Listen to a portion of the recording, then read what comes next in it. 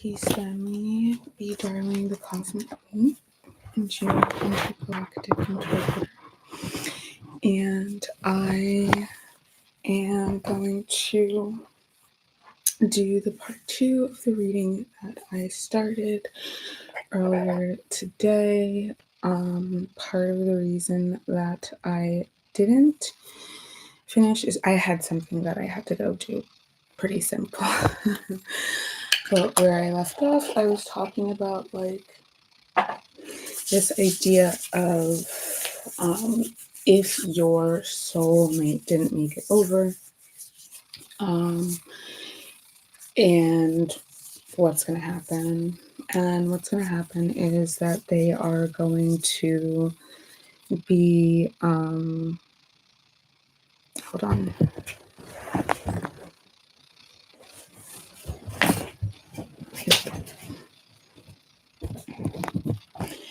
What's going to happen is that you're going to get a new one, obviously.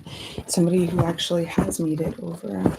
You're not going to have to suffer alone because of somebody else's inability to fulfill their mission.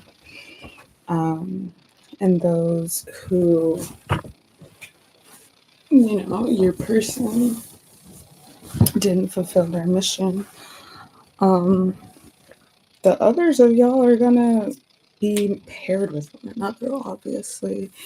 So I wouldn't worry about it if I were you. I also got so tired later today. Later on in the day, I had a really weird little headache. Not sure if that was due to dehydration or what, but vibes were really weird today, and I didn't care for them. Something else that I noticed or that I downloaded, I shared this in the chat of my Substack. Although it could have been a Substack newsletter on its own, but I actually have more that I need to write for the Substack. And it is basically, there was an attempted destiny swap last night. I know I experienced it, but it was really more so over the weekend. And I said I was going to explain more in the newsletter, and I am going to explain more in the newsletter, particularly for the adepts, because that's where I keep this high level information that is a little bit more than what your average lay person can handle. Even your average person who's oh yeah, I'm interested in astrology or whatever. It's yeah, well, this isn't just about astrology, this is about more than that. But anyway, my scalp feels dry. Anyway, so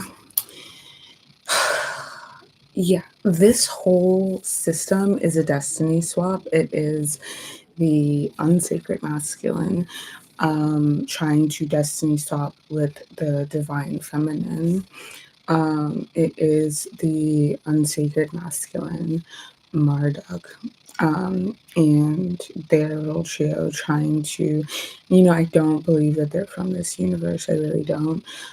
Trying to destiny swap with this universe, because that, if you think of it, that's what vampirism is. That's what energy vampirism is. They steal your life, whether they do it to become you or just to drain you of it.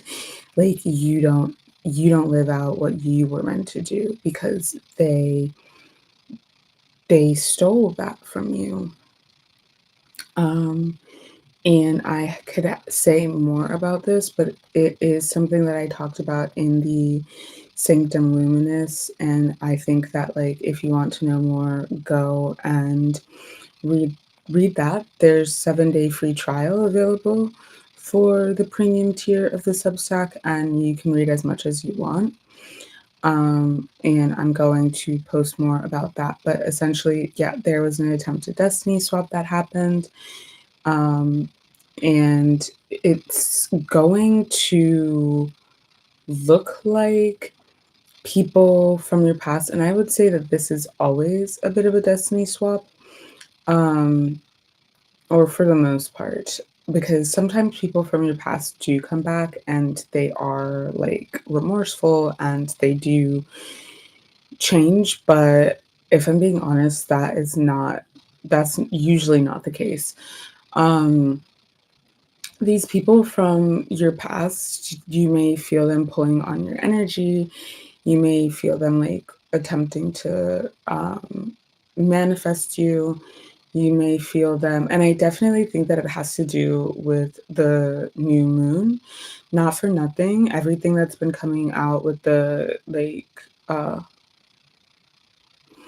with the files, with the Trump, with the Epstein files. This is all happening right as we get to the new moon, which is in sidereal Scorpio. Um, yeah, and Pluto is in sidereal Aquarius. It just got there 1 degree. No, not sidereally, it's not.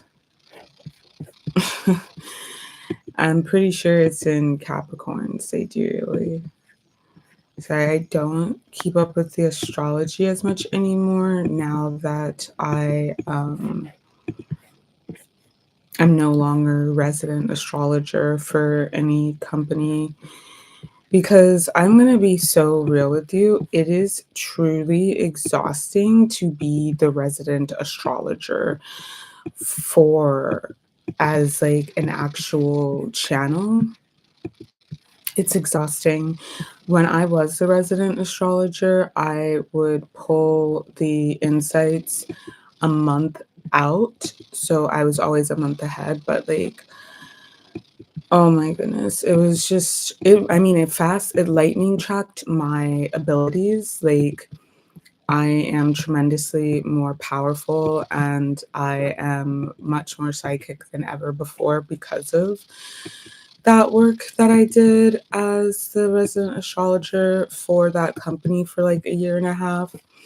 But yeah, it's just like, especially because they were not willing to pay me what I deserved. In my being someone who's done it, and like, I would say if you're going to be doing work like that, they need to be paying you enough that you don't need to have another job. Um, Personally, that's how I feel. I don't think that like anybody would be able to do, anyone who's actually psychic, I don't think would be able to do both. If you're looking for somebody who can just like pick things like out of a book and put them together and be like, this is what's going to happen because this sign, like, you know what I mean? Like, not somebody who's an actual oracle. Like, hi, welcome. Those kinds of people, you know, you can pay like a low amount to be like a resident astrologer or something like that. But if you are thinking about doing like a psychic business, really have to be mindful because it is incredibly draining. But with everything that's coming out, I don't think that it's an accident that this is all happening around this new moon. And we have Pluto in the sign of Scorpio sidereally. Excuse me, no, that's not what I meant to say. Pluto in the sign of Capricorn sidereally. And the new moon that is coming up is in the sign of uh, Scorpio. So it's going to be really impactful. What's really crazy is that there's this absolutely insane stellium going on in Scorpio right now. Um, so I'm going to run it back just a second about this destiny swap. So I'll just share my experience. I'm no contact with my family of origin. That is something that like my ancestors, angels, and great gods want for me. They do not want me engaging with my family of origin, not even like people who did not necessarily do anything to me. Like, one of my favorite family members, my grandma, like, I'm not even allowed to communicate with her because that's what's come down from on high, right? And I definitely felt them pulling on my energy all of last week. And I'm going to say playing on my top because it does definitely feel like crown chakra manipulation. It definitely feels like mental manipulation and emotional manipulation. This like pull towards them, and also like previous people that I was involved with, or that I had intrigue with, coming up a lot. Um, and yes, you can say like, "Oh, well, it's a bunch of retrogrades." Well, that's the point. That's the point. Wouldn't that be the perfect time to attempt a destiny swap like that when you already have people pulling on your energy? And also, we just have to remember that these adversarial forces are always looking for a way, 1111 on the timer, to um, flout justice and escape the consequences of their actions. So they're going to look for ways to do that by like legal technicalities in terms of universal law. So yeah, this period, they've definitely been like attempting a destiny swap. And it's not even so much like so that they can like necessarily get your power, which like obviously, yes, ultimately, but it's so that you will not come into your power. That is more so what they're desperate about. It's like it doesn't matter if they get it, but it matters most that you don't get it. And I think that that's what they say the difference between like jealousy and envy is like jealousy. I think they say it's like they want what you have, whereas like envy is that they just don't want you to have it. I don't remember. It's one of those. Either envy is that or jealousy is that. But it is desperately their plan, their project is desperately contingent upon not having um you not having access to your power, you being outside of your power. Welcome in. So 1, 2, 3, 4 was just on the timer.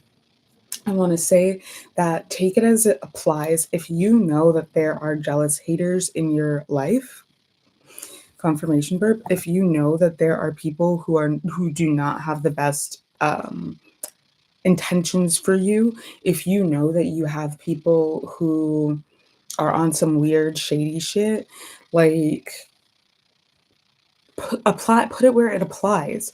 Because one thing that I downloaded last week is it's really not um it's really not that these like any specific group of beings or entities. People are like, oh, it's the Anunnaki, oh, it's this or that. In every single like group, there are bad seeds and there are good seeds. If they are overall 1, 3, 3, 1, if they are overall bad, then there are going to be a few good ones. If they are overall, and you know what? It just goes that way. There are groups of beings that are like overall lean towards wickedness and evil. Were they originally like that? Most likely not. There are many reasons why that might be the case. Maybe they're just quite low vibrational in terms of like their like species evolution. They haven't really realized that they shouldn't be like that, or that's just a phase of their like evolution. Or maybe it's because they've been colonized, or maybe it's because 1414, maybe it's because they've been like, I don't know, yeah, they've been through a collective trauma. You know what I mean? But there are groups that are like more of them are bad than they are good. And that is in its way oversimplification, but like some of them are going to be good. You know what I mean? And the same can be said for groups that are like overall like good-hearted, lean towards morality, I guess you could say, but some of them are going to be bad. So this like moralism, I guess you could say, of being like, oh, this group is like all bad, this group is all good. You know, people being like, oh, the Anunnaki, they're going to come save us. Oh no, the Anunnaki are bad, blah blah blah.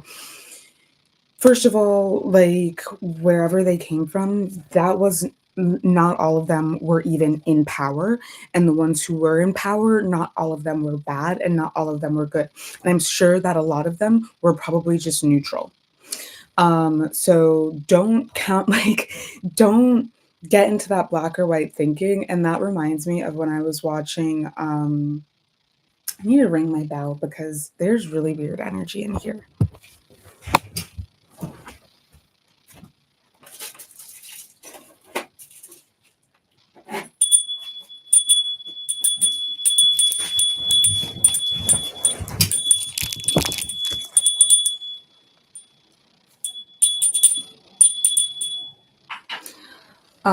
It reminds me of the show on Netflix, the show version of a series of unfortunate events on Netflix, and I really enjoyed it, but I also found it to be a little bit weird.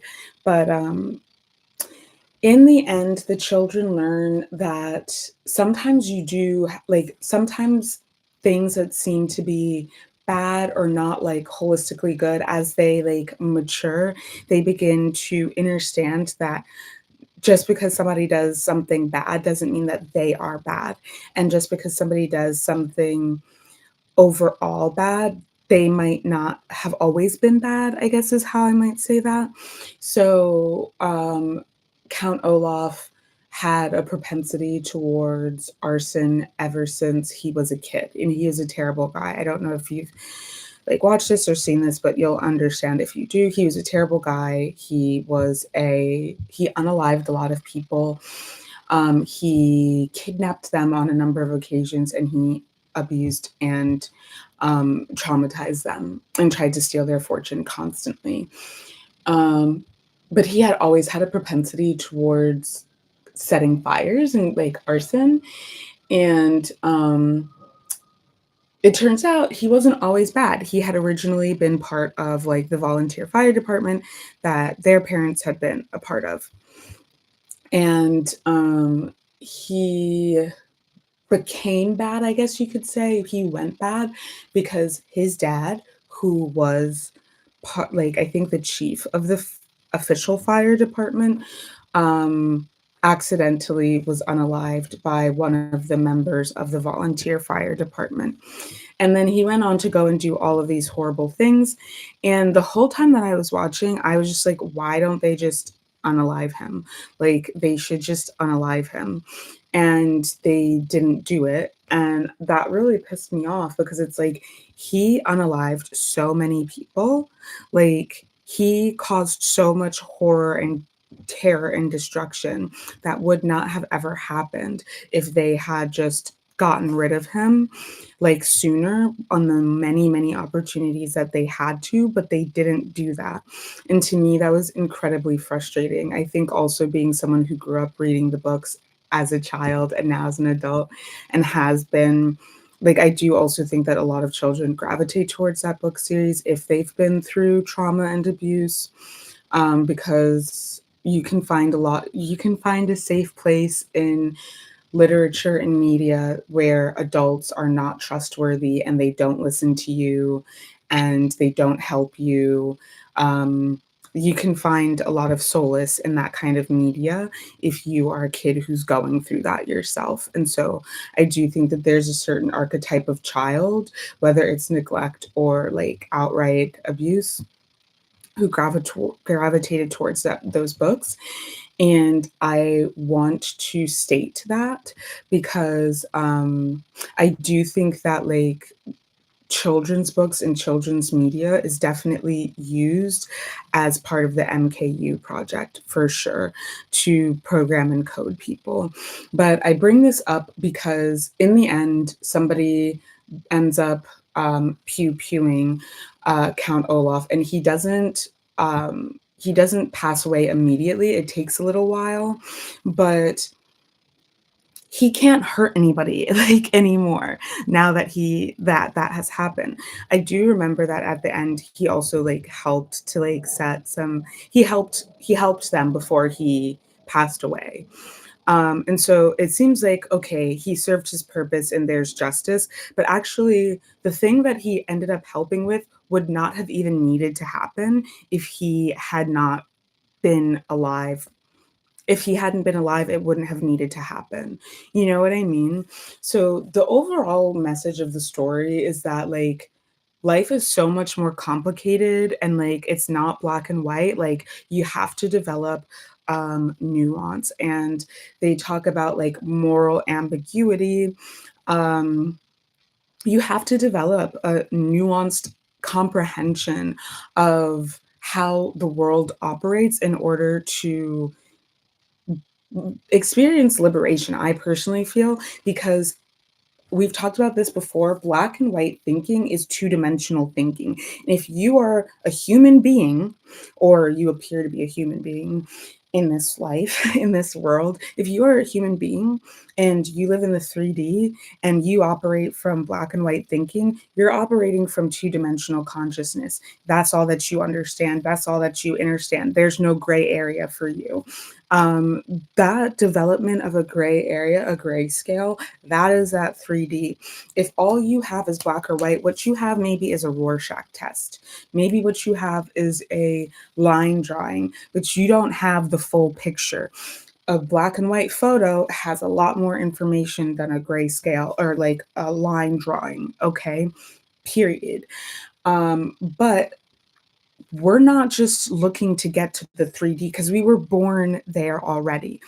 And socialization takes you from having a third dimensional consciousness, boilerplate, down to a two-dimensional consciousness.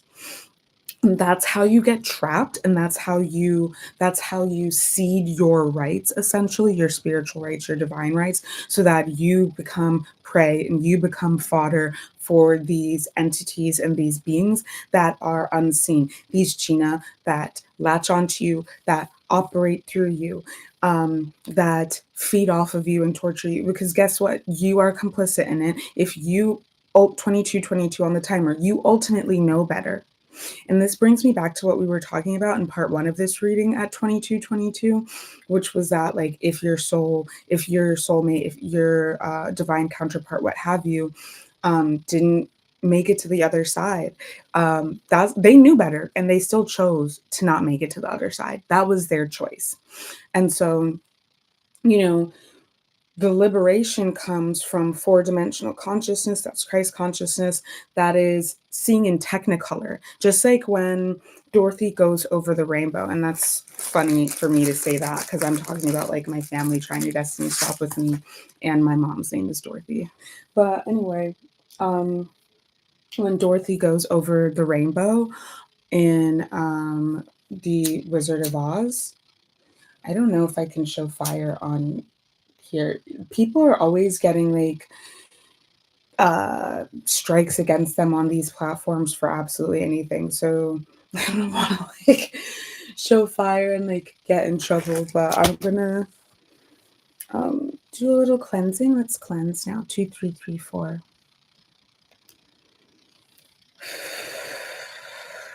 This is some copal incense that we are using to cleanse.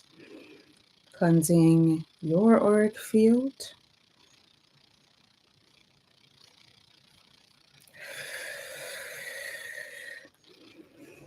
Drawing power from the crystal core of the earth, the crystal heart that we crystallized back in 2023.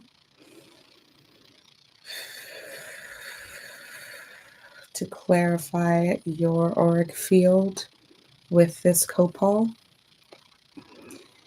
Removing burdens in the arms, blockages in the arms. That's going to clarify your manifestations. If you had difficulty manifesting, we're clearing that out for you now. 23:34 on the clock.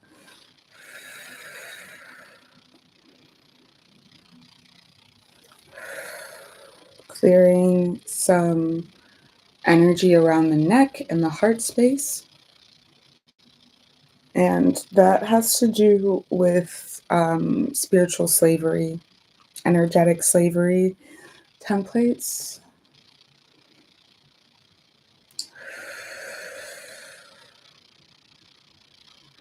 Some people, I'm also clearing out the energy in the solar plexus area, the gut area. I want to encourage people to limit how much meat you're eating, how many animal byproducts you're eating at this time. It's important to be as clean in your digestion as possible, and in your energy as possible. So do your best to not have any, like, to limit how many dead animals are in your energy. Some people, if you had and this is something I've talked about before, if you had an entity, a spirit, a likely a shaitanic lord, someone of the dark court, one might say, um, a being that was like a fallen one attached to you as they tried to do this destiny swap. I've talked about this so many times before, where there used to be this torture that they would do in, like, I think it may have been medieval Europe, but it also could have been like ancient Rome, where they would attach a dead body to a prisoner, and it was a form of like torture and also unaliving them. It is a form of punishment, and the rotting corpse would decay the living flesh of the actual living person, and over time it would end up in them passing away. I hate having to fucking censor myself. This is like so crazy. Um but yeah, they would end up like passing away because the rot and the death and the filth and the putrescence would eat away at their life and their life force and their health. That is what is happening, okay, to you. Some of you who I like removed that energy that was like on the breastplate. I'm gonna grab something quickly.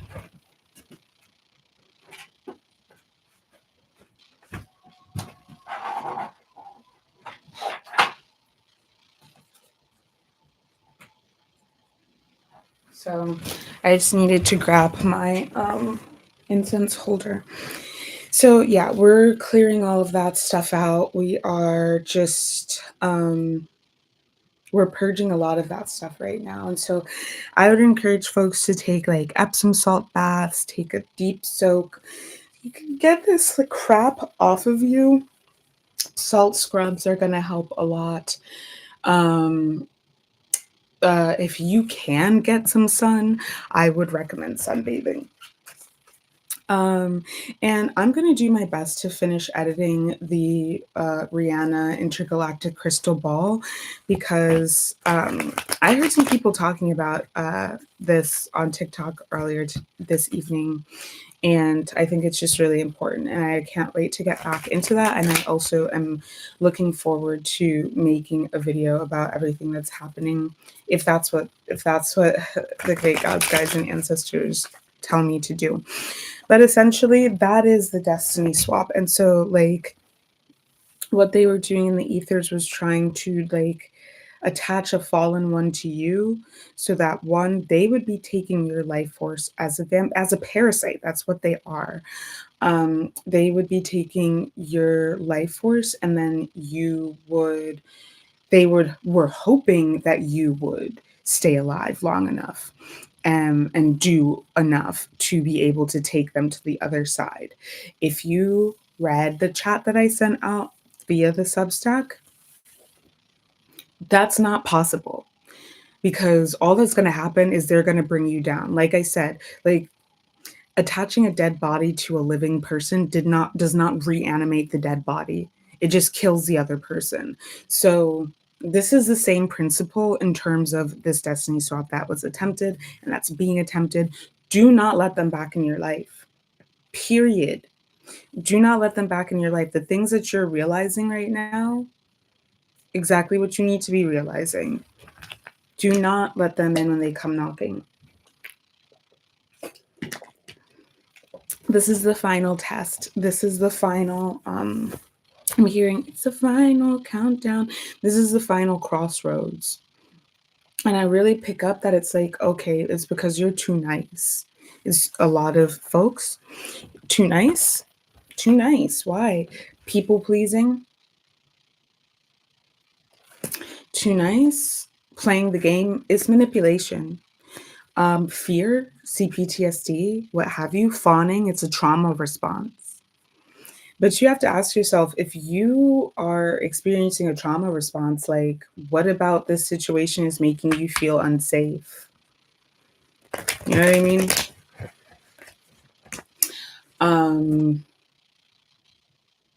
Yeah, that's all I'm going to say on that. But let's get into the charts, okay?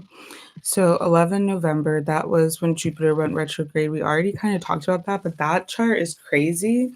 What I heard on through the grapevine is that Peter Thiel sold a bunch of his stock, and that is, I just saw 111, so this is pretty relevant. Also seeing 234 on my screen. Peter Thiel sold a bunch of his stock, which is an indicator that the crash that's been being predicted is coming. Now, I've only heard a few more people refer to what's going on economically as a recession. It is not a recession. It's a depression. I've been saying this for years. What's going to happen next with the stock market crash? Now look at this, because it's going to happen with the stock market crash, and it's going to happen with the release of these files, because apparently they only needed one more signature to get them released, and they got that signature.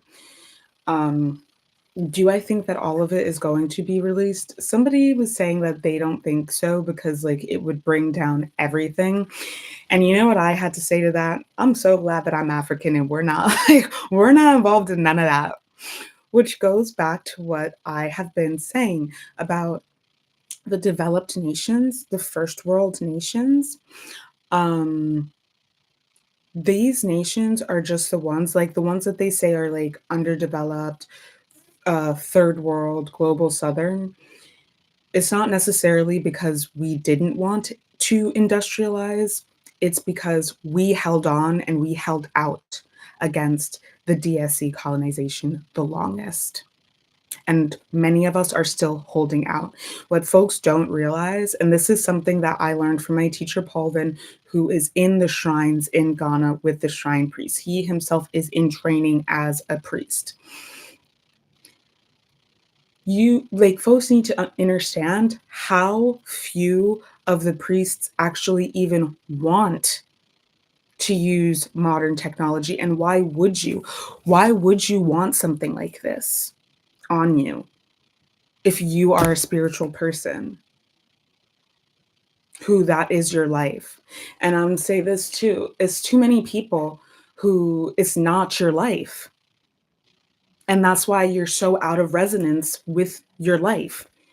You don't manifest to the degree that you're supposed to, because you're not centering spirituality. And I've talked about this so many times.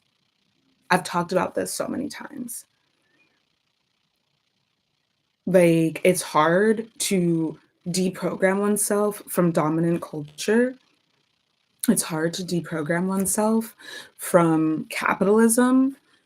I know, because it's something that I'm doing. I'm going to put all my business out there because it is what it is. I really don't give a fuck, because my messages reach who they're supposed to reach. I don't think that it's going to be that big of a deal. I'm in recovery, right? I'm in recovery, substances recovery. I'm also in money recovery. I'm also in trauma recovery. Those are the three main realms of recovery that I am in. And that looks like, especially the trauma recovery, looks like working with my psychiatrist and my therapist, but it also looks like going to like recovery groups. So like 12-step recovery groups, support groups, what have you. I personally don't really go to support groups. I just go to 12-step. That works for me. But I know some other people really like non-12-step support groups. I don't, because I like the fact that 12 steps is solutions oriented and it gives you a framework for your healing and progress and recovery. Ever since I went into it, like I did not join immediately. I was checking it out, scoping it out, and I liked what they were talking about so much so because I know that it is a process of alchemy that I stuck around. And I'm not a fucking joiner by any means. Like, I I don't join. You know what I mean? Um, I'm not a joiner by any means, but I definitely stuck around there because I like what's going on there. But I say that all to say, um, I really didn't struggle at all with like getting sober. Like, yeah, it's like challenging, but like at the end of the day, um, I barely had cravings the first 4 years, like barely, and it was really nothing to me, to be honest, and when it did happen, it's like a learning experience, right? Well, money recovery is much harder because it is hardwired into all of us. Capitalism is the primary reason. That capitalism in and of itself is a disease. It is a vampiric ideology of parasitism, and when we are operating from it, it goes against the natural order. So when we are operating from capitalism, it's not going to work for you. It doesn't work for most people, period. Look outside. It's not working for the world. It's not even going to really work for the people who it seems like it's working for, right? It's not. Most people are struggling. Most people in the world are poor and then broke. 60% of the world of Americans are lower middle class to poor. And lower middle class really means you miss one paycheck, you're done. I don't think people really understand the precarity of their alleged class standing, but most people who think that they're lower middle class are actually working class. And most people who think that they're working class are actually poor. So that delusion really very helpful to understand, and it's also really helpful for them to manipulate people. But understand this and overstand it, better yet. Most people in this world are struggling, and if you want to call that working, there's never been another economic system that worked as well as this, bitch. Where is this working? What do you Please point me into the direction of like, what is the criteria for something working for you that you are holding things to? Like, what is the standard? I need to know what the criteria is because it's absolutely, absolutely not what I consider to mean something that works, right? But this shit is hard because it's all around us. We live in it. It is dominant culture. So, yes, there's grace. There's grace that I'm offering for sure. But at the same time, I have to just like make it confirmation group. I have to make it very, very clear that that's why when we operate from dominant culture as opposed to our sovereignty, that's why it's not working for you. And the thing that I remind myself when I start getting into fear around not living in like as I divest from capitalism, one, the journey that I've been on through my Saturn return for the past 3 years, I need to wrap my head actually, because spirit does not want my head uncovered. I wrote about that in the Substack chat as well. Um, The journey that I've been on with my Saturn return, with what I refer to as my flop era, is that I had to learn that I would be okay no matter what happened to me. It didn't feel like I was okay when I was going through the things that I was going through. It was horrible. It was truly, truly horrible. But I did turn out okay.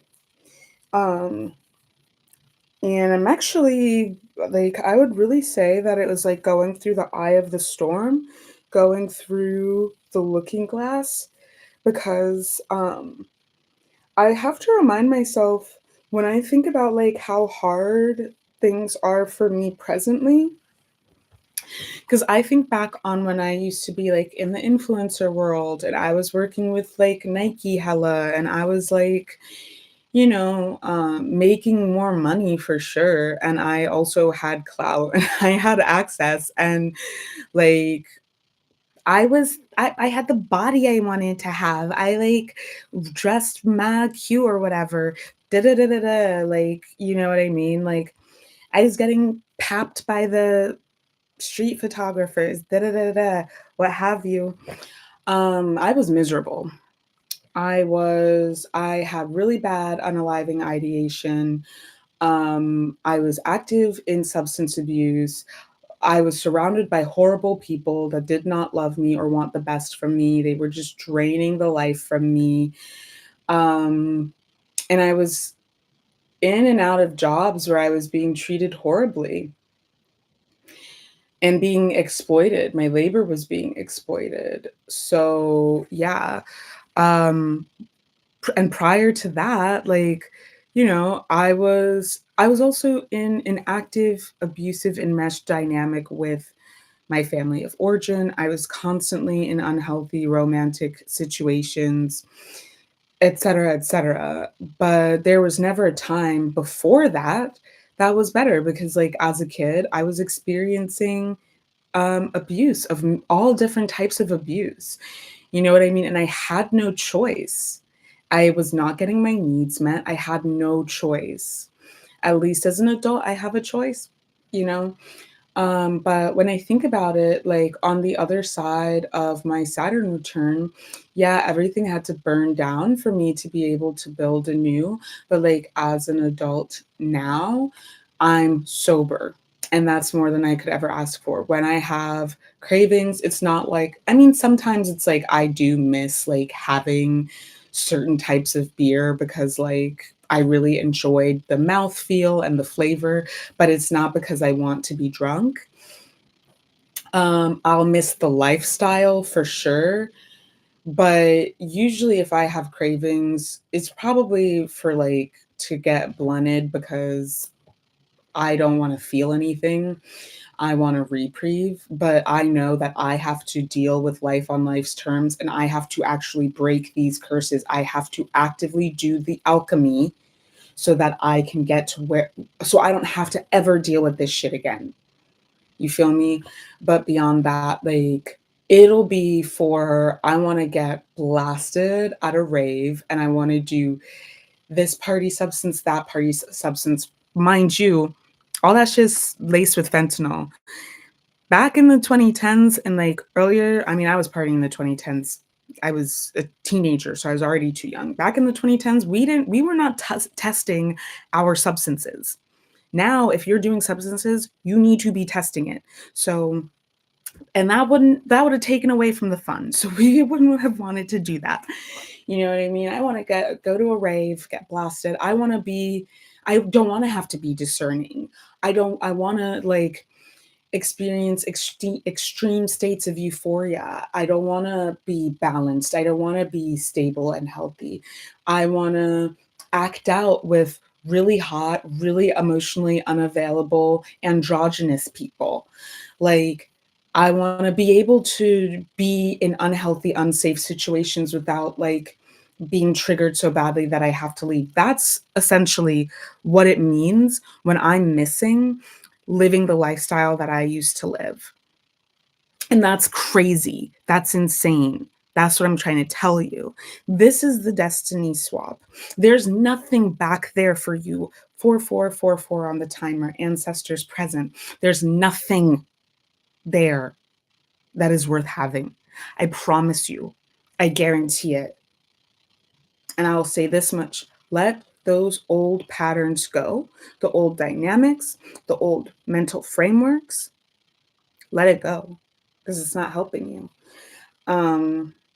So as I said, yeah, the money recovery, my substance recovery, compared to what other people experience, it was really, really easy. Yeah, it was really easy. But my recovery in terms of money has been so hard. It's also easy because I knew that I like had that disease of alcoholism and addiction. I knew that, and I didn't really feel bad about it, but it's having this uh diseased, unhealthy, insane relationship to money. It's pervasive, and it's really, really challenging, and it's really tough, and it has been like so much harder than getting sober. So I say that to say, like, I totally get it, but I had to go through getting my ass kicked time and again to recognize that, like, my higher power is going to take care of me. And even if me being okay doesn't look like what I want it to look like or I think it should look like, on the other side of the experience, I realize, like, okay, well, I had to go through that lesson and that experience for a specific reason. Like, I had to go through losing everything, but still having like food and like not being on the street type shit. You know what I mean? For whatever reason I had to. Um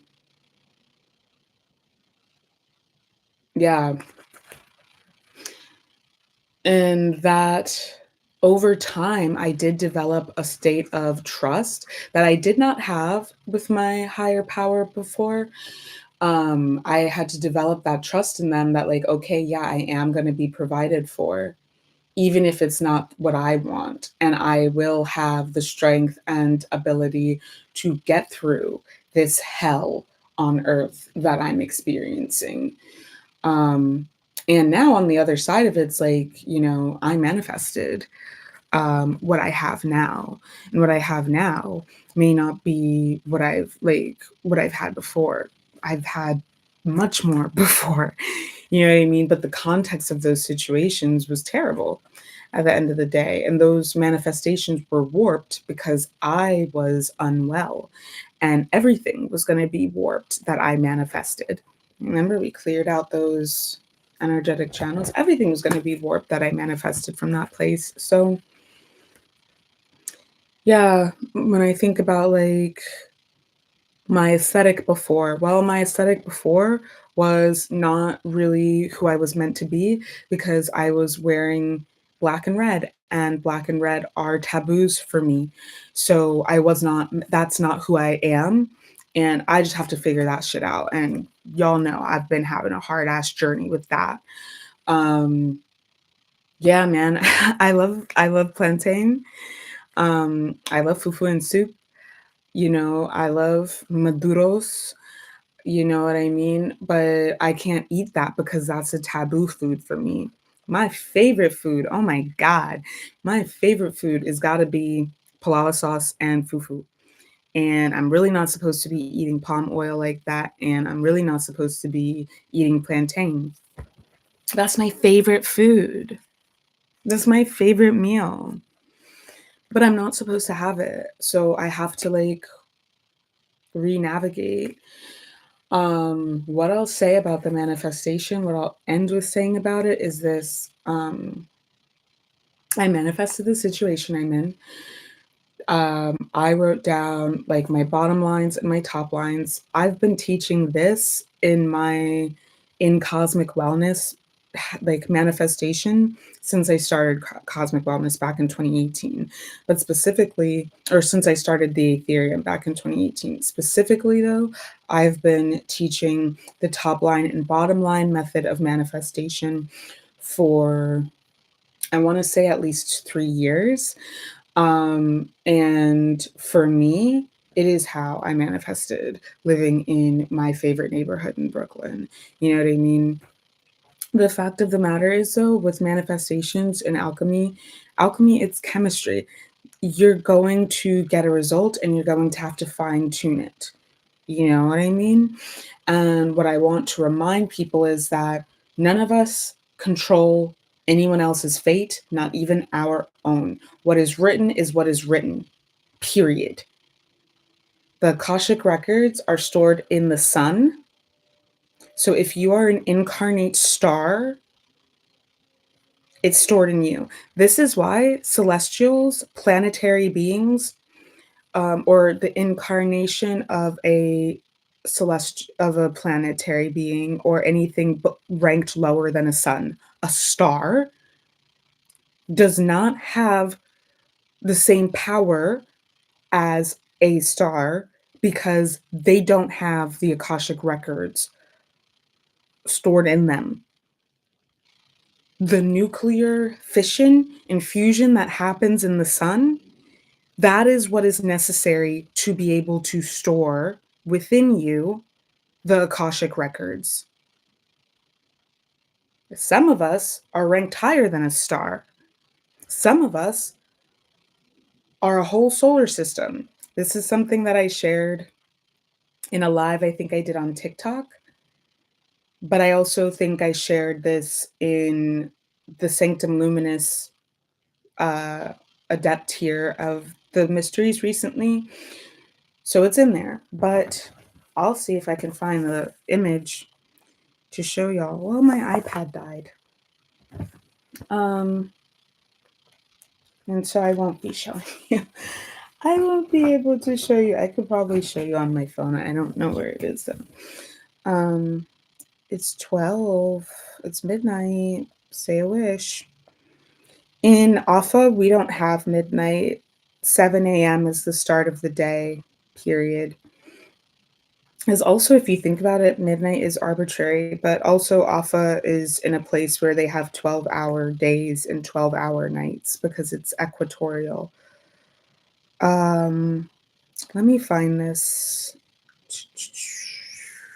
Actually, I think I know where it would be. University. It's from my astronomy textbook back when I was in undergrad.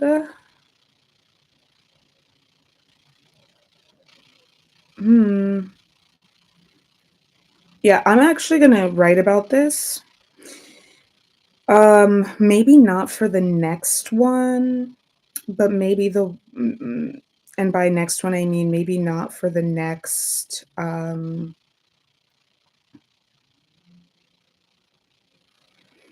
newsletter, because I'm gonna write about the destiny swap for the next newsletter, and honestly, like, I just cannot be writing so much stuff all the time. It's extremely time consuming and impractical.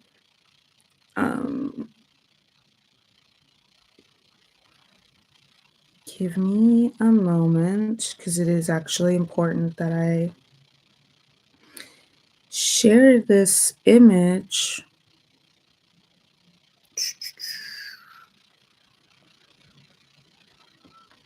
Anyway, I'm not going to go look for this. Point is, if you're not subscribed, you should subscribe. If you are ranked as a nebula, if you're ranked as a nebula, that definitely means that you are a divine feminine, like very high ranking divine feminine. Because the nebula is the cosmic nursery, it is where stars are born. But I know that I have this image. It's like really important that I use this because it's an example, but you know, when I've talked about the cosmic neighborhood that we exist in, we exist in the yes, okay, I found it. We exist in the Virgo supercluster. Here on this particular Terra called Gaia. I'm gonna airdrop it to myself and I will show you.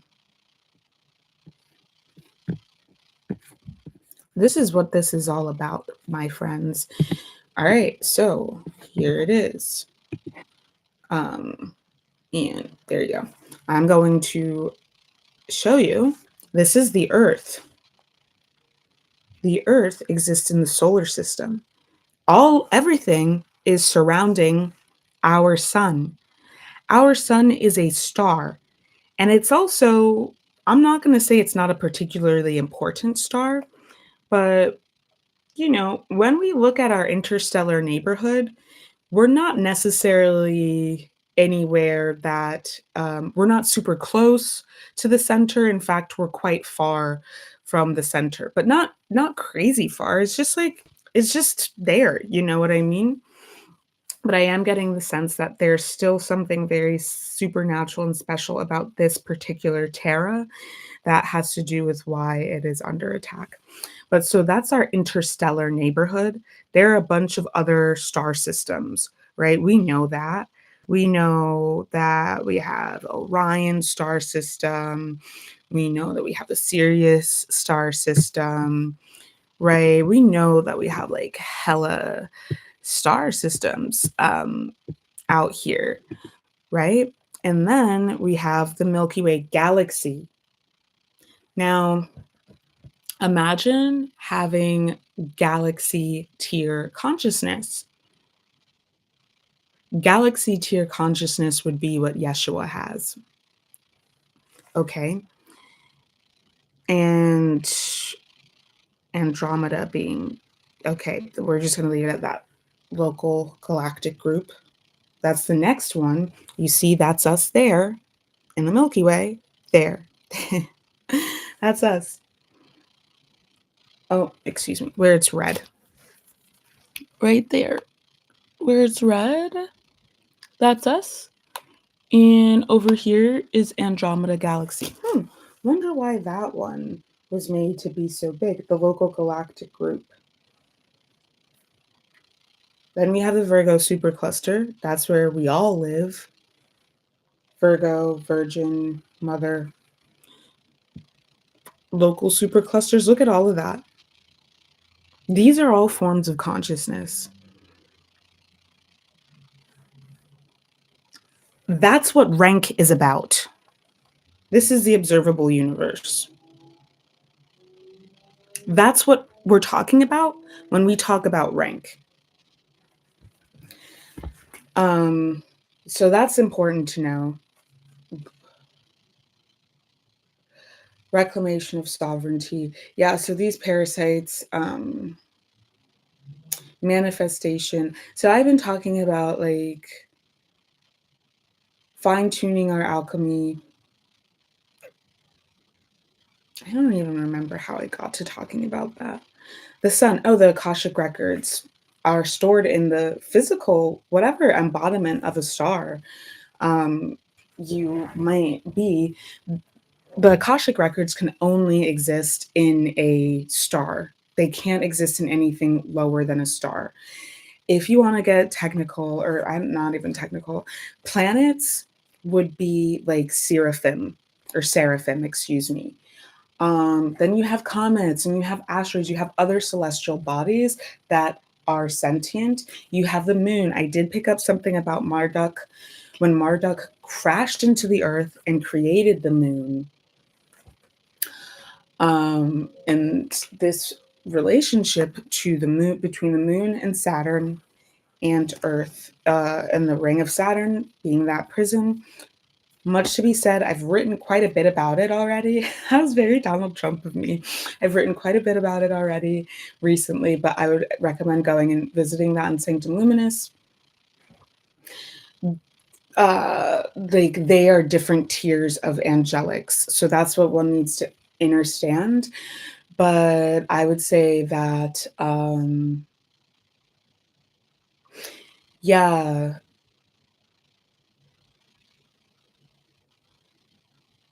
The Akashic records, like, whatever's written, no, none of us can control fate. What's written is written, and just like the universe is always expanding and that and therein everything is infinite because everything is always changing, the nuclear reactions that are happening inside of the sun are the Akashic records shifting according to the laws of the universe based on our free will actions. That is why free will can exist alongside fate and what has been written and universal law. Okay, so that's really important to understand. Um, I know for myself that my higher self, this is just like whenever I go into, whenever I incarnate lower than myself into myself, really, it is, oh my God, oh my God, oh my God. It's like that episode. It's like that episode of Adventure Time where Jake falls asleep and he's hungry and he's inside of himself and there's a whole world 100 10101 on the timer, and like he is their god and he is inside of himself and he has to get out of himself so that he can eat. That's exactly what it's like. Um you're going to be like the highest ranking anytime that you like incarnate into yourself. But I know for myself that like my higher self has final say on what I'm allowed to do and what I'm not allowed to do because my mission is too precious for it to be overridden by my little human feelings. And that is a decision that we made before we incarnated. Okay. So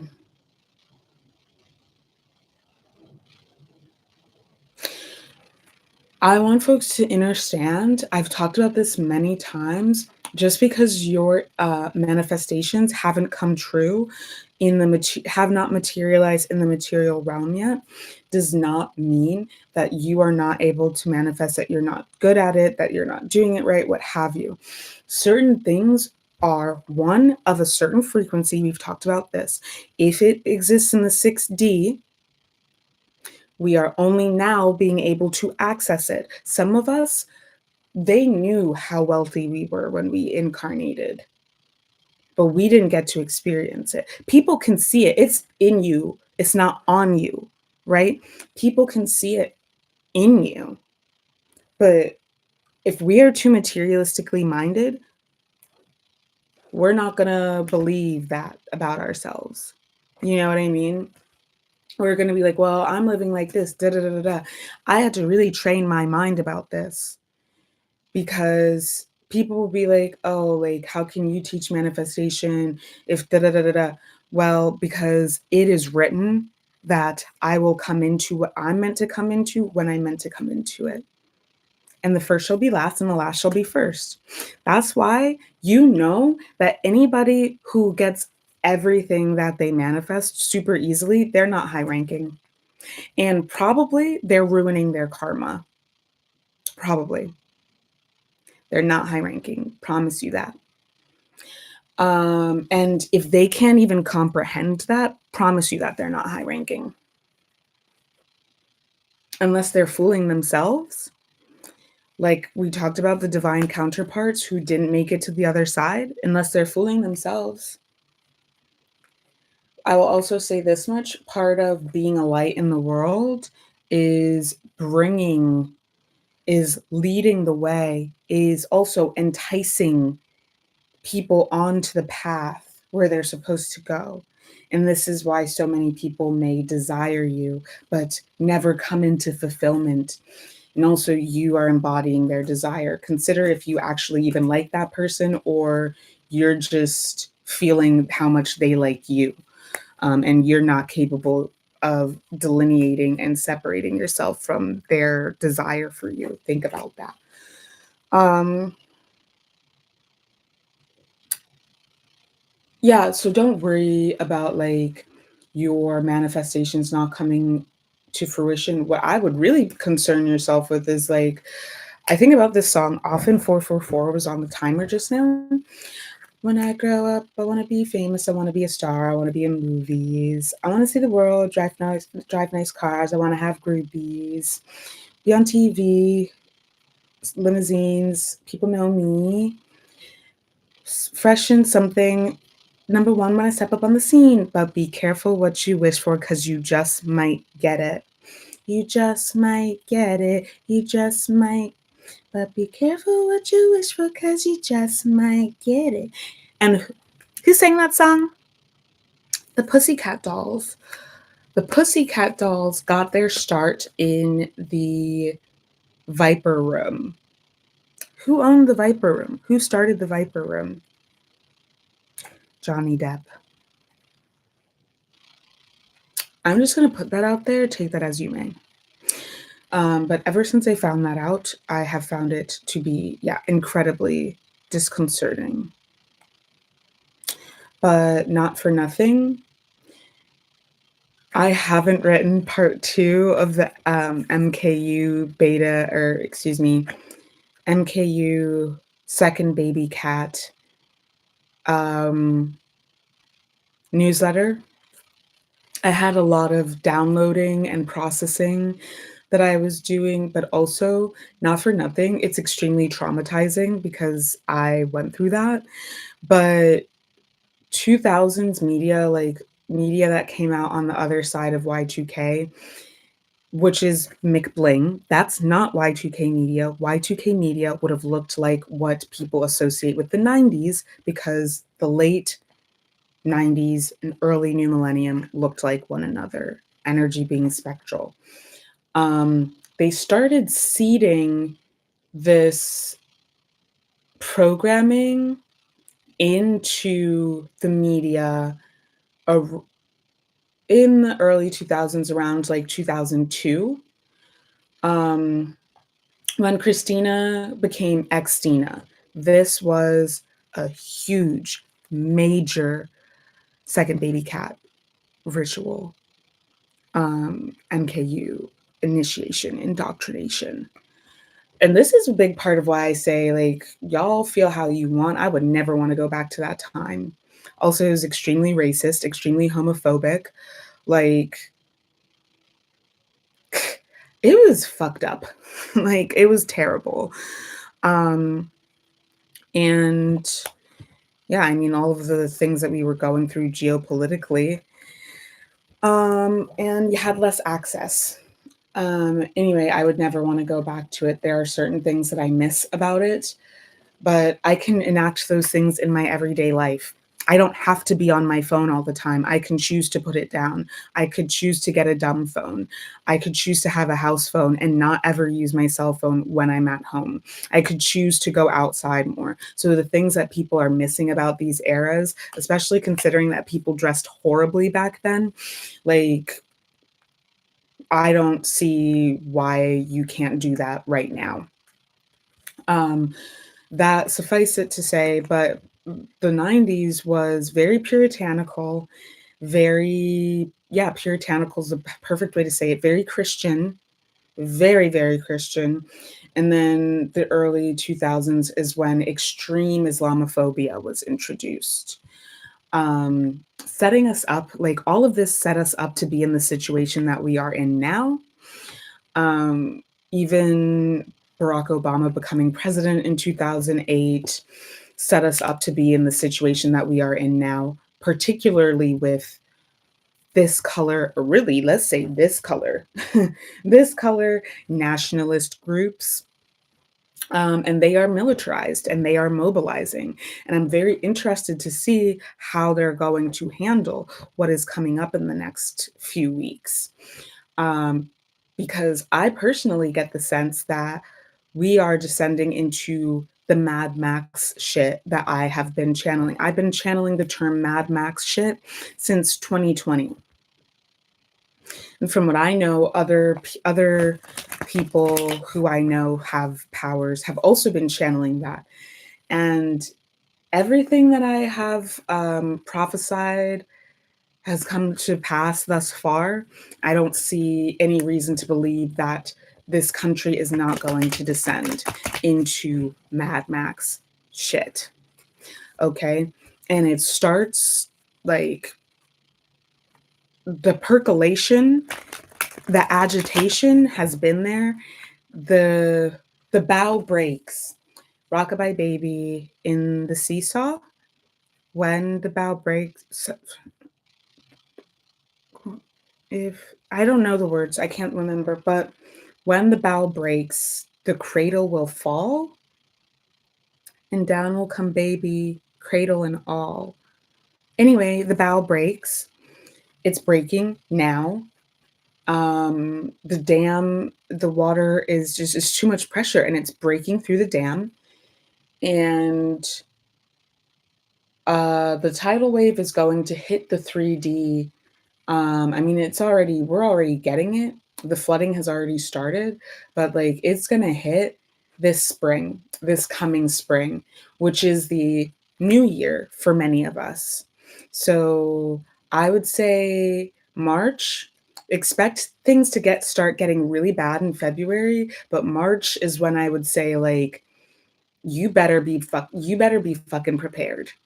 Like whatever 111, whatever plans you thought you had, if they were built on the old system, you better think again. And you better just pray. I had a client the other night who her question was she making the right decision by moving to Berlin?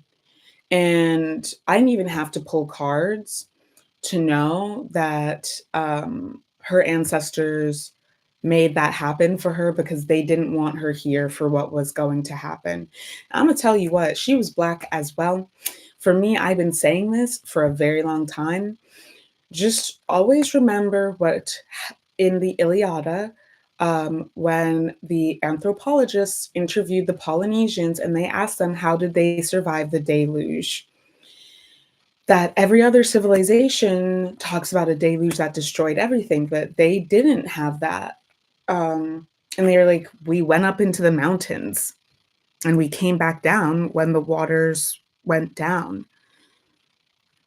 The people who are going to the civilization, so to speak, let's say the society, and it's also really interesting to me, Teen Vogue is going down. Vogue in and of itself is going down as a business. They're broke. You can tell that they're poor. Anna Wintour is no longer the editor-in-chief at Vogue. I want to point that out. Anna Wintour is the one who made Vogue what it is today. The Vogue that we know today is because of Anna Wintour. And Vogue was started in the 1800s, in the late 19th century, as a paper, if you will, as a publication for society. That's what they called it, society. That's when society started. Society as we know it, with this like it girl culture as we know it now, because of Euro colonialism. Of course, there were always it girls, but usually they were royalty. Started with the robber barons.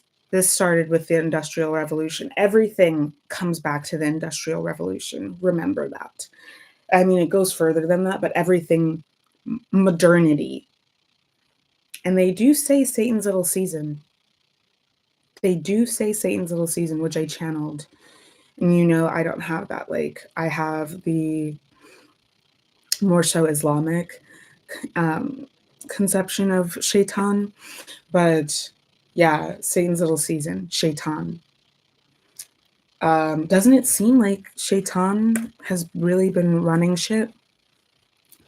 Especially since the Habsburg Empire, Habsburgs being descended from the fallen ones, which is part of why they were 1414 on the clock, which is why they were so and had scaly skin and were deformed because of that. And they had scaly skin and blood disorders because they were so inbred. Yeah, anyway, point being, Vogue's going down, and we're going to refer to it as society. Society as we know it. If you are building your life and your world and your future plans, if you are trying to manifest not from spirit, this is coming back, always circling back. If you're trying to manifest not from spirit, with spirit first manifestation, which I refer to as top to bottom, and this is what I've always taught since I started teaching manifestation. Had to learn to practice what I preach, but I guarantee you it's going to fail. I guarantee you, even if you get what you want, it's going to be a prison for you. It's going to collapse. It's going to be a burden. It's going to be something that tethers you to the old earth. They're on their timeline. We're on our timeline. We are truly in parallel universes now. And this reminds me, and y'all know, I always go back to, did I not just bring up Johnny Depp? I always go back to Pirates of the Caribbean at World's End. And I've written about it in the vault multiple times. But what we're seeing here is what I just channeled was Captain Barbossa when he's like, what does he say? He says, oh, we're good and lost now. I think that's what he says. It's not here we be, here there be monsters. I think it's like, oh, we're, yeah, he like looks manic AF, and he's like, we're good and lost now. I think Elizabeth Swann is asking him, like, what's going on when they go over the edge. And what do they go over to get to the land of to Davy Jones' locker, which is the land of the dead? They go over a waterfall. And to get back, what do they have to do? They have to go over they go to the flip side. They flip the boat over. Water is a mirror. Water is a portal. Mirrors are portals. They flip the boat over. There's a green flash, which is coming on the other side of Mercury retrograde and Jupiter retrograde. Both Mercury and Jupiter are associated with green. On the other side of that, we'll see the green flash, and whoever's left behind is left behind in the land of, as we return to the land of the living. It's actually really interesting to me too, because Tim Burton says, like that famous quote from Beetlejuice, never trust the living, but opposites, right? It's always about opposites. Mirror. And it's like, he's saying these people who look so normal, they look like they're the good ones. They're not. They're evil. They're the dead ones. They are the zombies and they are the vampires. Okay. I should stop shuffling because that's what I'm channeling so much. I want to talk about the chart. But yeah, always remember, we do top to bottom manifestation. You must always act from your sovereignty. Your sovereignty is rooted in the spirit. You are ordained in the spirit. You are anointed with the power in the spirit. The power of life and death is in the tongue, right? So I will say this because it's coming up. Stop talking down on yourself. This is what's coming up for me. Stop talking down on yourself. The power of life or death is in the tongue. Some of you, your manifestations aren't coming true because of the way that you speak to yourself and about yourself. I had to listen to, and this is also part of what I like posted those TikToks where I was just like, honestly, I'm gonna be really careful about who I work with moving forward. I'm not just gonna be accepting like readings that people purchase for me or what have you, because a lot of people are not serious and I don't play that shit. Like, you know my rank. I don't even have to tell you my rank because you can feel it. Everyone can feel it when they're in my presence. That's why people are afraid of me. Even though I don't do things, I haven't done really anything to make people that should make people be afraid of me, but people are deeply, deeply intimidated by me, because you can feel the rank. Like I said, it's on you. It's not in you. It's a part and parcel of who you are, right? So, I'm not just taking readings or sessions from anybody because, like, oh, I need the money. Fuck the money. Don't waste my fucking time. You feel me? Like, if you book self sovereignty guidance with me and like, you can't even get through it because of a lack of dedication, I know that the work that I do with my clients is incredibly rigorous and thoroughgoing. But, like, don't waste my time and don't waste your money, period. Because my time is precious and I'm not getting it back, period. And this is the kind of mindset that folks need to have with people in their life. You can tell that somebody's not on the same time as you, that they're playing games, that they're lazy, that they're not serious, that they're not putting the spiritual life first. That's a destiny swap. Get them out of your life, period. Because what they're trying to do is they're trying to put their work onto you. They're looking for someone to save them. They haven't yet realized that they're their own savior. Get them out of your life, period. I spent the past 3 years, almost 4 years, let's say 3.5 years, listening to subliminals to reprogram my subconscious mind. And I tell this to my clients all the time, but they don't want to listen. They don't wanna listen, and then they come back and they have the same fucking problems, and that's the shit that I don't like. I don't I don't keep people in my friend group, I don't keep people around me who have the same problems, because that shows me that you're not dedicated to evolution and growth, and you're going to sabotage my evolution and growth. I don't keep people like that around me.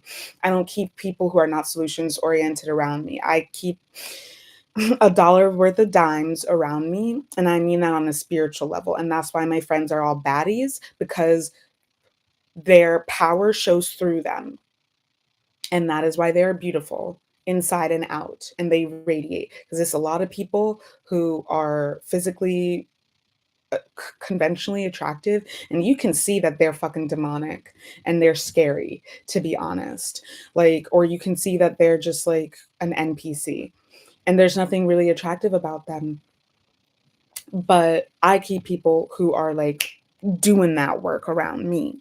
And whether or not you're considered conventionally attractive, because that's the type of energy I want to be around. Why? Because we manifest top to bottom. That's why spiritual abolition foregrounds the co-creation process. If you're not going to do the shadow work, you're not going to get the payoff. And that's why we talk more about the shadow work than we do the quote unquote manifestation, the co creation process. You are co creating at all times. So that means if you're not going to get your subconscious in order, you're not going to resolve these karmic trauma loops, these misery complexes. If you're not going to do that, you're going to keep getting the same result. And thinking you're going to get something different when you keep doing the same shit, that's insanity. Period. So let's be smart. Let's be smart. 1, 2, 3, 4 on the timer. 1, 2, 3, 4, 5 on the timer. Let's step our game up. 2026 all day, baby. So, um, yeah, I spent this amount of time. I was wary of subliminals because I don't like anything that is claiming to mess around with my subconscious. But you can make your own subliminals. I fucking swear by subliminals. But people keep coming to me with the same problem. I told you what to do last time. You want to keep throwing money at me? If I were a person who doesn't have any fucking integrity, I would keep taking it. But now I'm going to be like, I'm not working with you anymore because I do have integrity and I have ethics. If you want to waste your time and, I mean, I'm not going to tell you to go waste anyone else's time, but if you want to waste your time, watch some fucking readings on YouTube for free. But do not purchase a reading with me because I will send that money back to you moving forward. Period. I'll say this much. A lot of folks, you need to reprogram your subconscious mind. And I'm feeling it in the solar plexus chakra because a lot of you have low self-esteem and low self-worth. And that's a big part of why your manifestations don't come to pass. That's a big part of what keeps you in separation from your divine union. You're not in the right frequency because you're not doing the work. Period. And you will never come into frequency. It's not going to just happen overnight. You have to show up for it. That's that entitlement shit that exists in the Euro-colonial matrix where because of capitalism and because of, what have you, the universe doesn't care who your parents are. The universe doesn't care that, like, you went to this university or that university. The universe doesn't care about none of that. You got to do the same work that everybody else has to do. Same way that, like, some of us are very powerful. We get more powerful consequences. The bigger you are, the harder you fall. So we have to be even more disciplined. This is about Saturn right now and the Saturn and Neptune conjunction. Don't be coveting what other people have. Being covetous is a sin for a reason. You better figure out how to, like, get your life popping, what you got working, what you're working with. You see all these people out here getting plastic surgery to look like one another? That's crazy. That's insanity. Okay? You want to look like everybody else so badly? Why? So you're unidentifiable? That's the same thing as being covetous. That's spiritual plastic surgery that you're trying to do, period. Be yourself, because then you actually have value. All these other people out here, they all look the same. You can take them or leave them. You can interchange them. It wouldn't even matter. You better learn your value before it's too late. Tell you what. And I can say that, and I truly, truly feel that way. And I feel that way about myself because I've been listening to the subliminals. I've been reprogramming my subconscious because my ancestors were the ones who said to me, they really did a number on you. Not just the world around me, but my family also, as the scapegoat of my family of origin. And the abuse that I experienced my whole life, being bullied my whole life. I was just being bullied fucking last month that I had to quit my job. That's gang stalking. This I've been dealing with my whole life. But back then, before I reprogrammed my subconscious, which is housed in the gut, in the solar plexus, before I reprogrammed that, I probably would have drank about it, to be honest.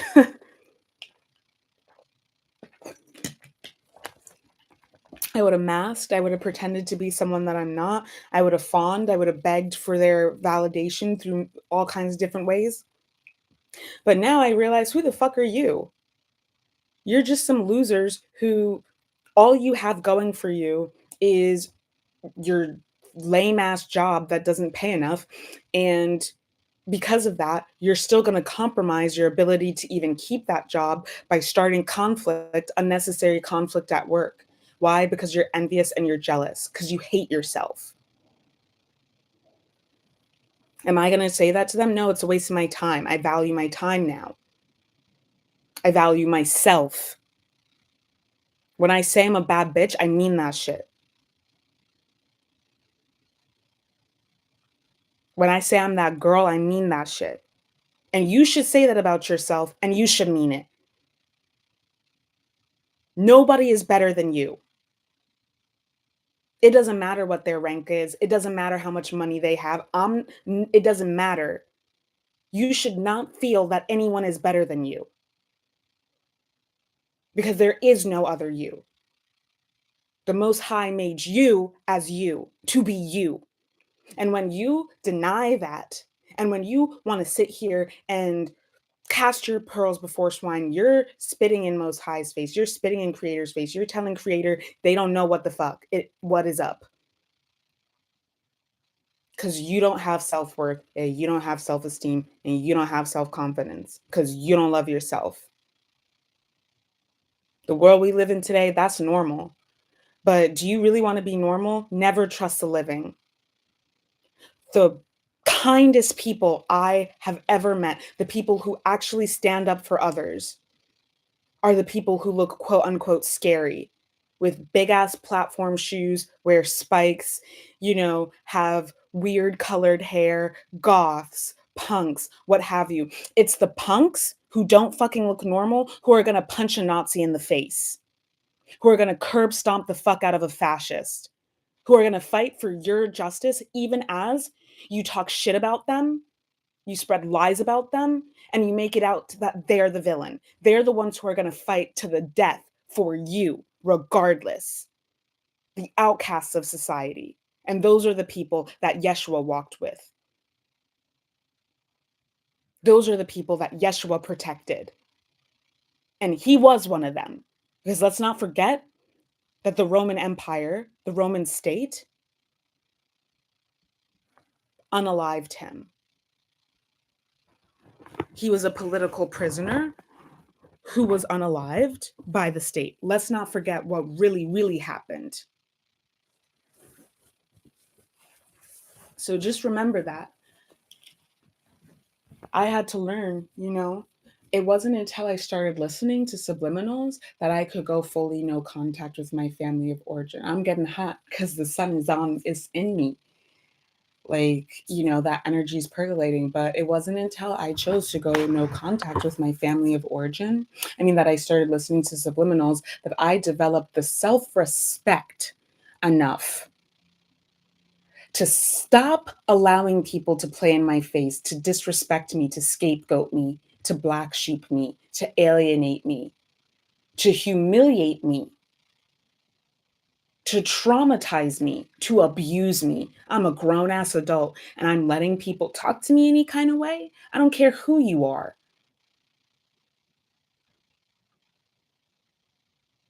So it's time for people, you got to put your crown on, you got to walk in your power, you got to walk in your sovereignty, because nobody's going to give that to you. Period. Say that. The Chariot in reverse. It is the end of those timelines. Temperance in reverse. And it's time to go the fuck off, bro. It's time to go the fuck off. It's time to do your big one. Stop feeling sorry for people. Oh, I feel sorry for them, so I'm going to be their friend. The fuck? Cast ye not your pearls before swine. Strength. Why do you have to be the one to do it? They don't feel sorry for themselves. Feel me? 333 on the timer. 3333 on the timer. So let's get into this. That's what Jupiter retrograde is giving. I really feel with this crossroads that we talked about in the last reading between Pluto and Fortuna, it's a 5-degree, it was a 5-degree, not separating conjunction, but anyway, it's not a separating conjunction. It's the opposite of a separating conjunction. And Capricorn in the 10th house, opposing Saturn in the 4th house of Cancer. Jupiter, excuse me. I'm so sorry. Jupiter, which is at 0 degrees of Cancer. This is sidereal, right? Yeah. Yes. As I'm not doing the true sidereal chart right now because I don't have the software. I'm not paying for the software right now to do true sidereal solely. So for me to be able to do this shit, I just need to make it as easy as possible on myself. Any obstacles that I'd have to overcome to be able to do it is a barrier to me doing it. So let's just do it. Okay. Um, that's Jupiter going retrograde at 0 degrees, which effectively it means that it's going to go back into Gemini. Um, if I know what I know, and oh boy, I do, that means that Jupiter should go back into Gemini during its retrograde. Um, let's look at the December ephemeris. Yep, on December 6th, that's my birthday. Hey. Jupiter is going to move back into Gemini. And let's see for 2026. When does the retrograde end?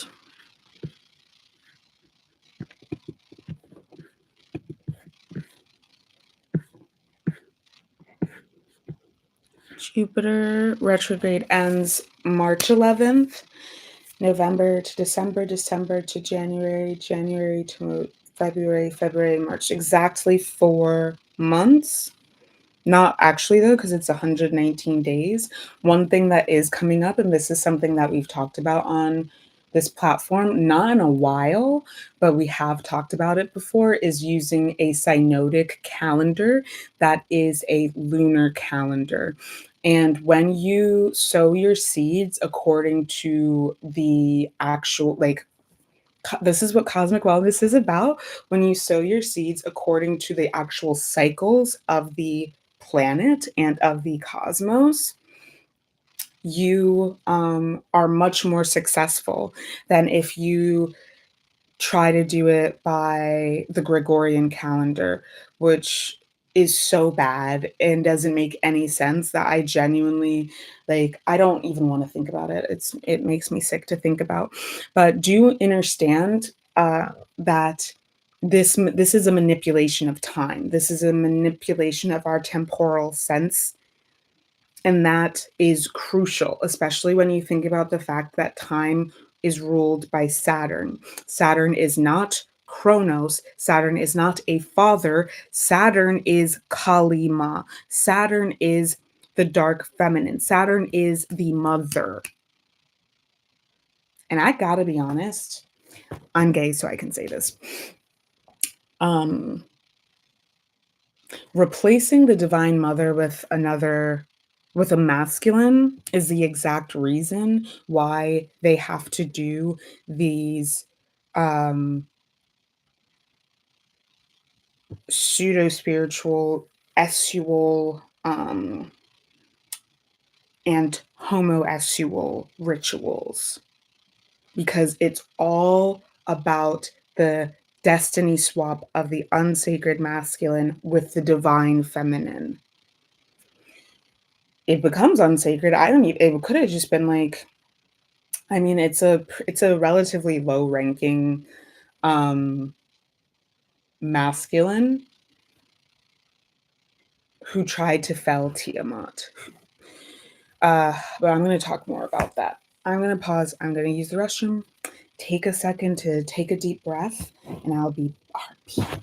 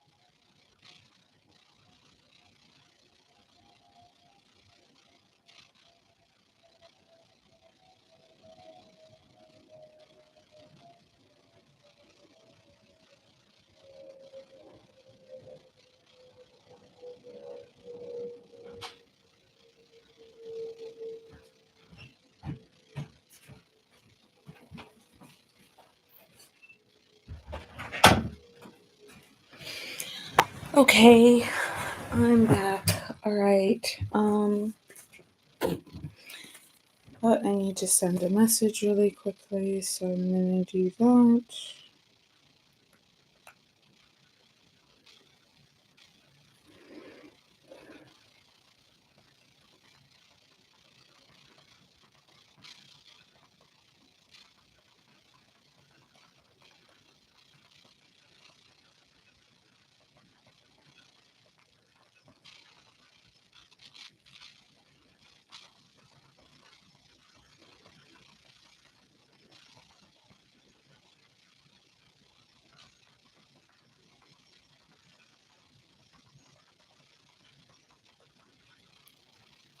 Okay.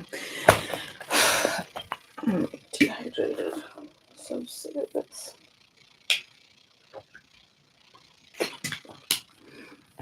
For the sake of time, I'm gonna try to get through this now. Throat is so dry. Let me see. I'm gonna eat this piece of garlic. I've been eating a lot of garlic lately, which I always recommend, but I also posted about this in the chat that we are going to be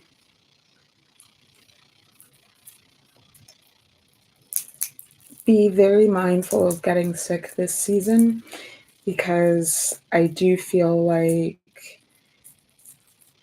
the worn down immune system, the immunocompromisation, will make it easier for attacks.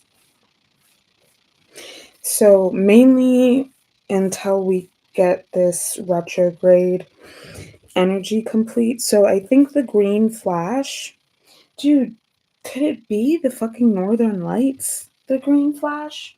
But anyway, I think the green flash is like going to be part with this Jupiter retrograde and Venus and the Mercury retrograde, like I said.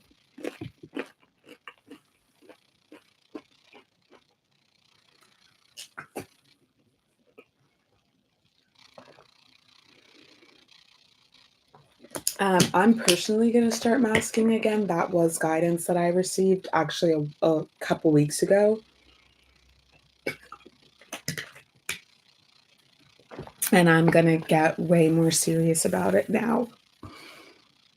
Okay. I'm trying to find, like, I had a cough drop. I'm going to grab my cough drops because my throat is really dry. And it is, like, because of throat chakra clearing.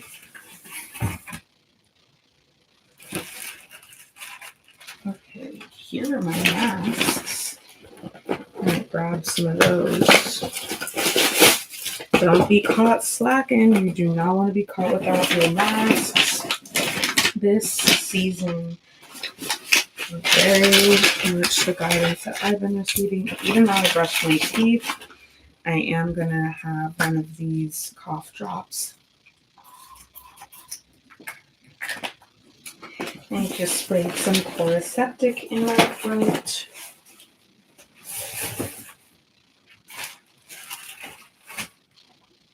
All right.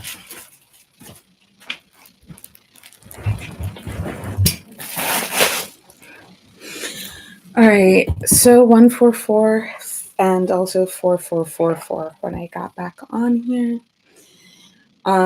Seraphim tier are the planets, and I would suggest just, looking into astronomy, looking at how planets formed, how our solar system formed, how planets like came into the solar system and out of the solar system. But it's not just our solar system we should be thinking about. We should really be thinking about like a larger scale. So we have another Mercury. Oh, Mars is not retrograde at all next year, which is really great. Mercury retrograde. Mercury will be retrograde the 26th of February through the 20th of March in tropical Pisces. And I think after that, because Jupiter retrograde ends the 11th of March in Cancer, March 20th, I think that's going to be when that is going to be coming to an end, that green flash period where they don't like when I talk about this, but yeah, we are in a period of leaving behind the past, and it's really, really important to be mindful about destiny swappers. Okay.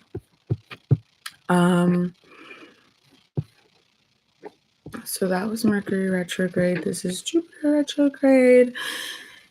This crossroads between Jupiter in 4th house and Cancer. I don't really want to read the chart how I sometimes read it, because that feels like splitting hairs, and it feels like bringing my intelligence down to a level. I think that what I said is enough, but there does feel like an inner expansion around if you're the generational curse breaker, it does feel like there's an expansion going on in your inner life, beyond the bounds of what your ancestors were capable of achieving. And our ancestors live inside of us. They live in our DNA, obviously. So, yeah. It's just like getting cold and warm, but that's because I was getting hot. I was getting heated. That's a thing that people used to say when I was in high school a lot.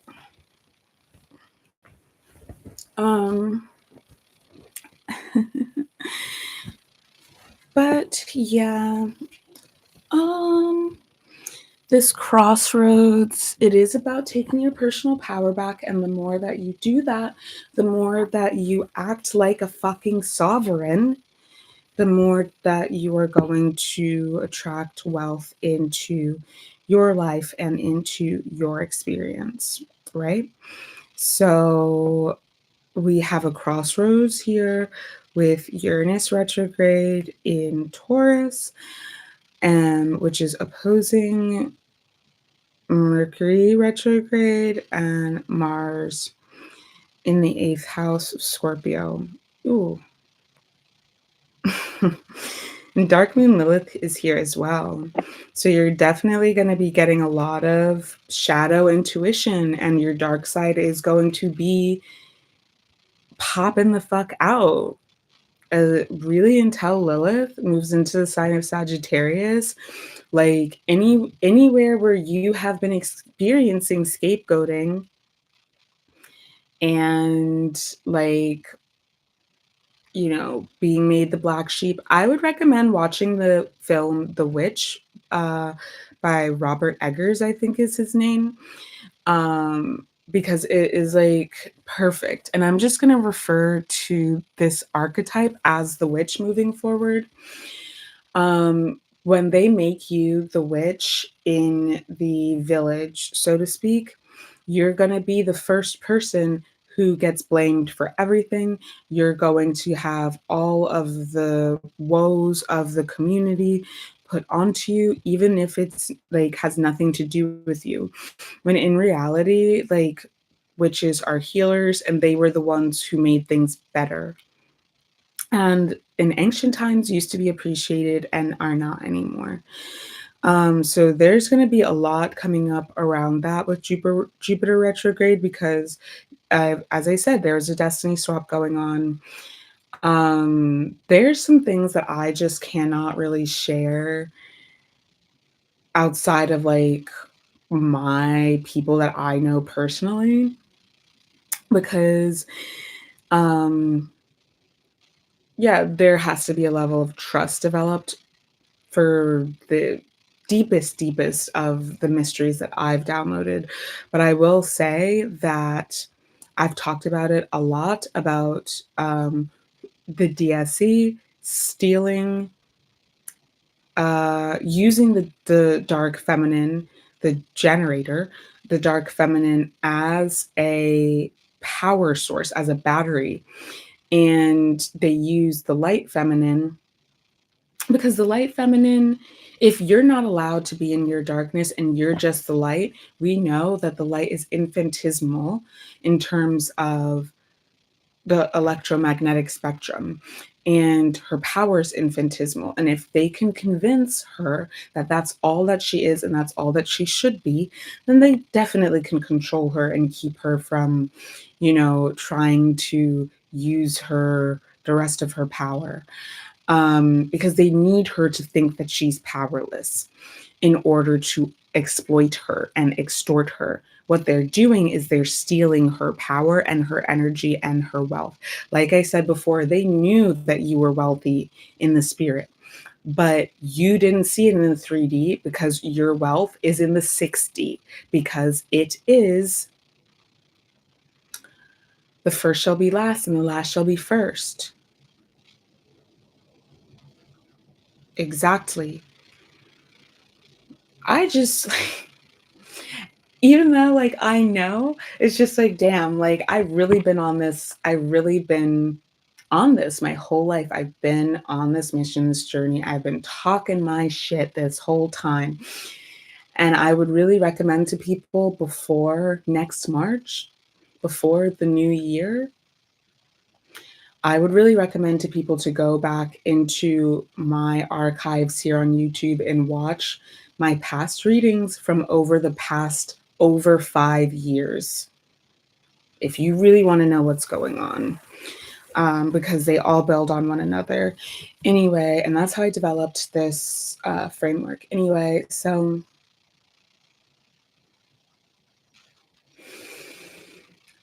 this destiny swap,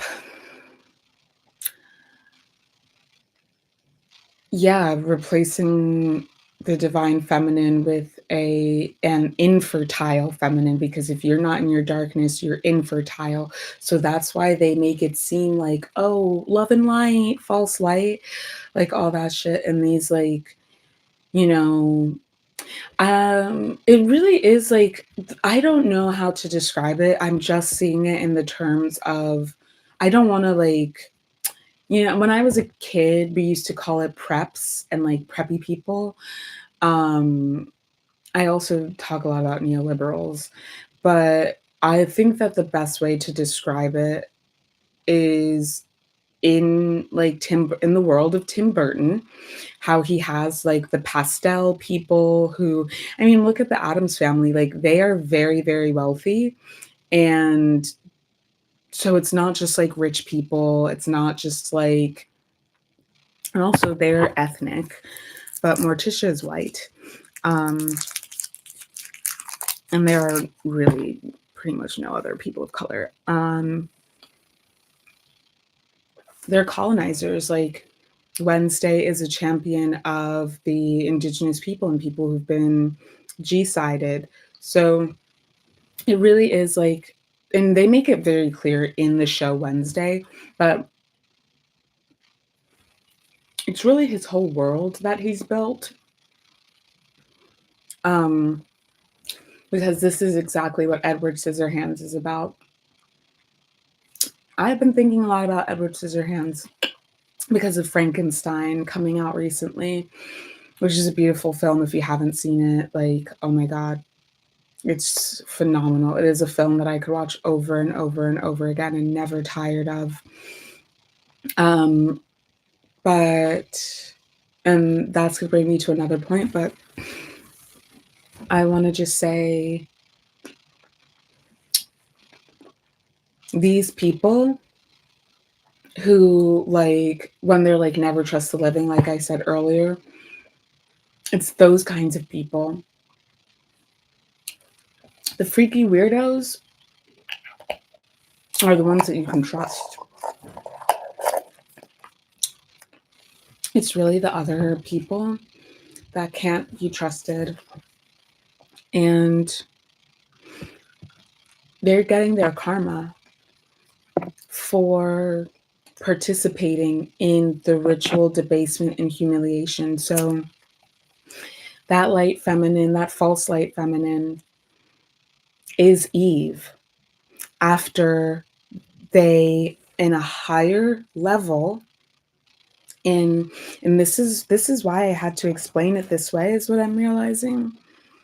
This is why I had to explain the supercluster and the cosmic nursery, etc. Because I've said this before, in a higher dimension of consciousness, if it happens high up, it affects everything below. They could have done this in the astral, etc., but it is, in the astral is the cosmos, mind you. And the firmament that people talk about is literally the ozone layer. It's like literally what keeps us in here breathing, breathing air. And I just really don't understand why people think. Anyway, I'm not going to get into that. That's not my debate. But a lot of the things that people say, I feel like they're really delusional. But so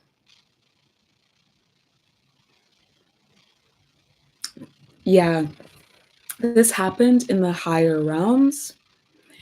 And you have to understand that Sophia, who is the mother of this world that we live in, she lives inside of the luminary 𝗪𝗚.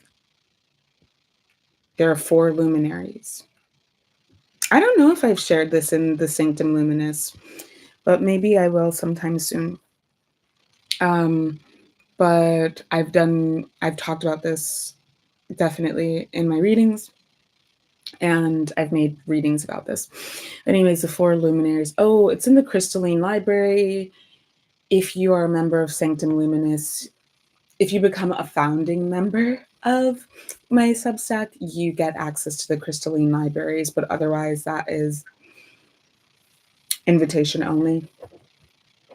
Oh, I cut my tongue.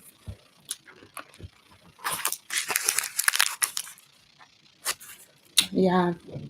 So Lilith is the incarnation of 𝗪𝗚. And she came in probably to save Sophia. And that is when, for me, that's when Eve was created, because Eve is Adam's second wife and she is less powerful than Lilith. And that, my friends, is the second baby cat conditioning. Who has blonde hair? Who has dark hair? The mother always has dark hair. Eve always has blonde hair. Mary, the mother, always has dark hair. And Mary Magdalene always has dark hair. Eve always has blonde hair. What is a sign of an open crown chakra? Why do they want your crown chakra to be open? The sign of an open crown chakra is blonde hair. Why do they want your crown chakra to be open? So they can program it. So it's very easy to tell who has gone through second baby cat conditioning, because they're blonde oftentimes. And when you overstand this, you can give all the signals of somebody who's been through second baby cat conditioning. You can do that because you're doing it from a sophisticated awareness where you're using it. You can subvert it. But if you don't even understand it, like, you're not going to be able to. And a lot of the people that I see on TikTok who, it's like, oh, like bimbo, like da da da da. They do not overstand it. They do not overstand it because they are feeding into the ritualistic desecration of the divine feminine. And they're the ones who are going to pay that karma. So, yeah, it's Mary Magdalene who has dark hair. And it's Mary, the mother of Yeshua, who has dark hair when depicted in media. Because art history, Western art history, is the history of Western media. It didn't just start in the modern age when they developed technology, when they developed photography, etc. No. That just took it to a new timeline. Maybe that's when we entered into 4D, but or something, I don't know. But that's what that is. So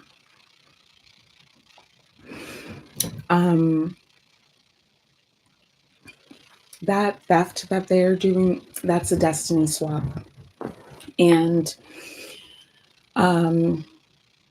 yeah, if they saw that your wealth is in the 6D, they've been in the ethers stealing it from you, or trying to get you to squander it, trying to get you to waste it. If you've been like told that you're so wealthy in the spirit, like you're supposed to be a wealthy person, da da da da, if you're a water elemental especially, but you're not experiencing that in the 3D, it could be because it was written that you would receive it at a certain time once you accomplished a certain mission. And you're not going to get it otherwise. If you are projecting down back to the future, if you're projecting back from the future into this consciousness, into this place, and you have to be, if you are projecting down the mortal coil to a lower dimension from a higher dimension, you have traveled back in time. You are projecting from the future. And if you are doing that,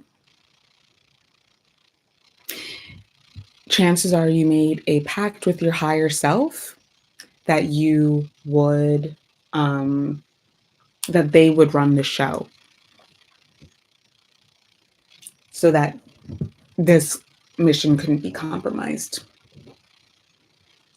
Okay.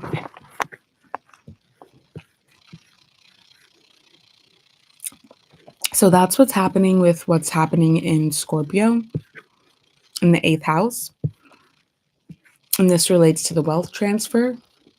At this crossroads, you're going to be offered a lot of opportunities to squander your pearls before swine.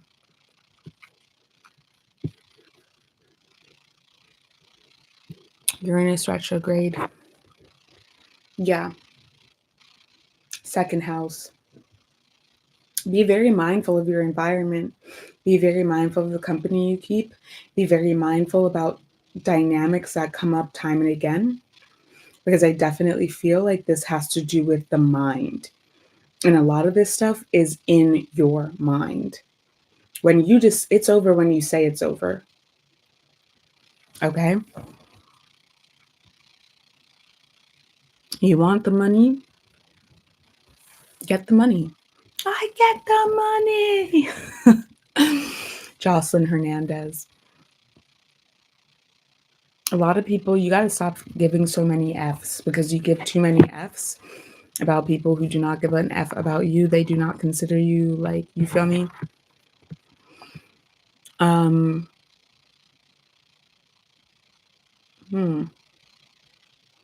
Applying conjunction. That's what it's called.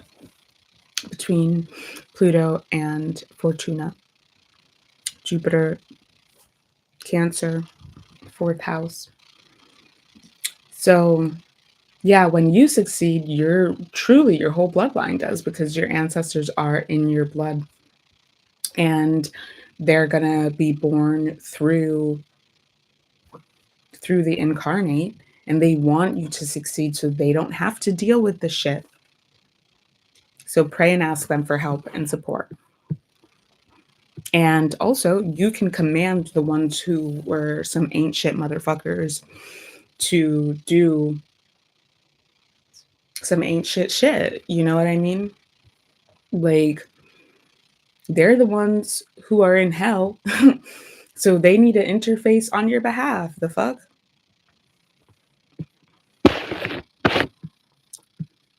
A lot of people really don't know at all what they're talking about when they're like, I worship my ancestors, and I only work with my good ancestors, blah blah blah. It's like, you don't actually know anything about African traditional religions, but go off putting yourself in danger, but good luck to you. All right, so let's get into it. In 2 days we have the new moon, the 20th of November 2025 at 6:46. It will be exact. Local sidereal time is 10:44, 10 seconds. Not for nothing, that is 144. And we have two tens here, which means ending of small cycles and large cycles. 44 in the center. Integration. It does have to do with ancestral stuff.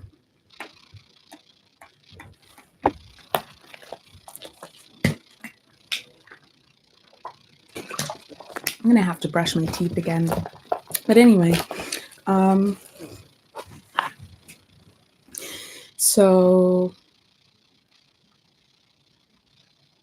there's mirroring going on here, but this is divine counterpart union. Because it's like, when you think about divine counterpart union as if it's a marriage, it is two families coming together, right? So yeah, think about it that way. It is coming into proper resonance with your counterpart. And you've already likely been receiving the messages about what you need to be doing to come into union. And I would just recommend doing it. It's like I said, like, I have been receiving messages about how I need to give less of an F, because people, like, I see people just being so unhinged and saying whatever they want, but they're iconic. And you know what? What is anyone going to do? Oh, they're not going to like you. Who cares? Do I even respect these people? You know what I mean? It's like, one person I was thinking about is Azealia Banks, and like, she does and says what she wants, and she has stands, and they are 10 toes down for her. It's not me. It's not me. But she says whatever she wants, and the people who ride for her are ride or die. It's not like, you don't want to be a major celebrity where it's like, how people feel about you is fickle, and if you do something wrong or you like have one flop album, they're just like, oh, fuck that person. You want that core group who actually bang with you heavy, for real, for real. um who actually, like, with your essence, you know what I mean? So yeah, you can only get that by being honest. So it's time to stop being disingenuous and start being fucking real. Start telling the truth. The power of life and death is in the tongue, like I said. And it's really like, be real fucking mindful about the shit that you say and the nuance of the things that you're saying about yourself. It's like, for me, I can tell when somebody doesn't like themselves. I can tell when they have low self-esteem from the way that they move their body, to the things that they say. You know what I mean? And so can a narcissist. And that's why they gravitate towards you. Oh, why me? Because you give supply. That's what you give. Like, you feel me? Like, it is clear from the way that you move through life that you don't have any self-respect. So, yeah, that's why these kinds of people choose you. So you gotta stop. You gotta stop, you know what I mean? Um, doing that and being that, whatever it takes. For me, it is a form of people pleasing when I don't like, I don't want to say this because it's gonna like upset this group. Well, let them be upset. They need the table to be, they need me to shake the table. They need that shit shook. You feel me? Like, that's what they need. They need a consciousness revolution catalyzed in their life. That's who I am. Why am I denying who I am? I'm the tower moment. Walk up in that bitch like,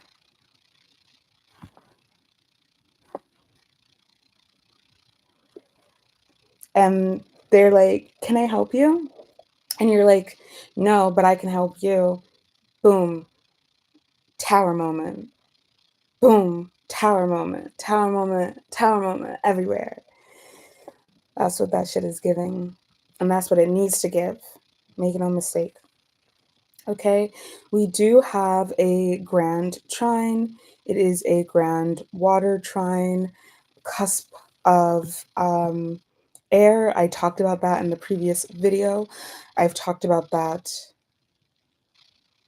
in previous readings as well when I use the the true sidereal chart.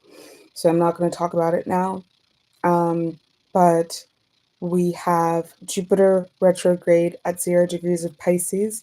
It is about to start making its way into Aquarius.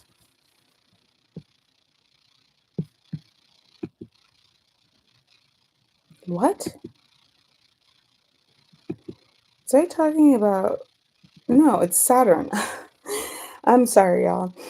Saturn retrograde in the sign of Pisces, and it is about to start making its way into Aquarius. But let's see when Saturn retrograde ends. It's ending in December, I'm pretty sure. No, it's ending this month. Yeah, it's ending on the 28th. So it will end in Pisces. It will not go back into Aquarius. The moon is also here. I did talk about the relationship between the moon and Saturn, the rings of Saturn. I'm still developing this, but yeah, it's clarifying. The moon is aspecting, it is making a trine to Mercury retrograde, which is in a separating conjunction with Mars in the 8th house of Scorpio. Wait a second. No, I'm not talking about this. Excuse me. I'm sorry. 20th of November, the new moon in Scorpio, allegedly. What is that? That looks scary. I don't like that. I'm going to pull the true sidereal for this just because I don't have the energy to do that. Never mind. So the moon and dark moon Lilith are going to be conjunct.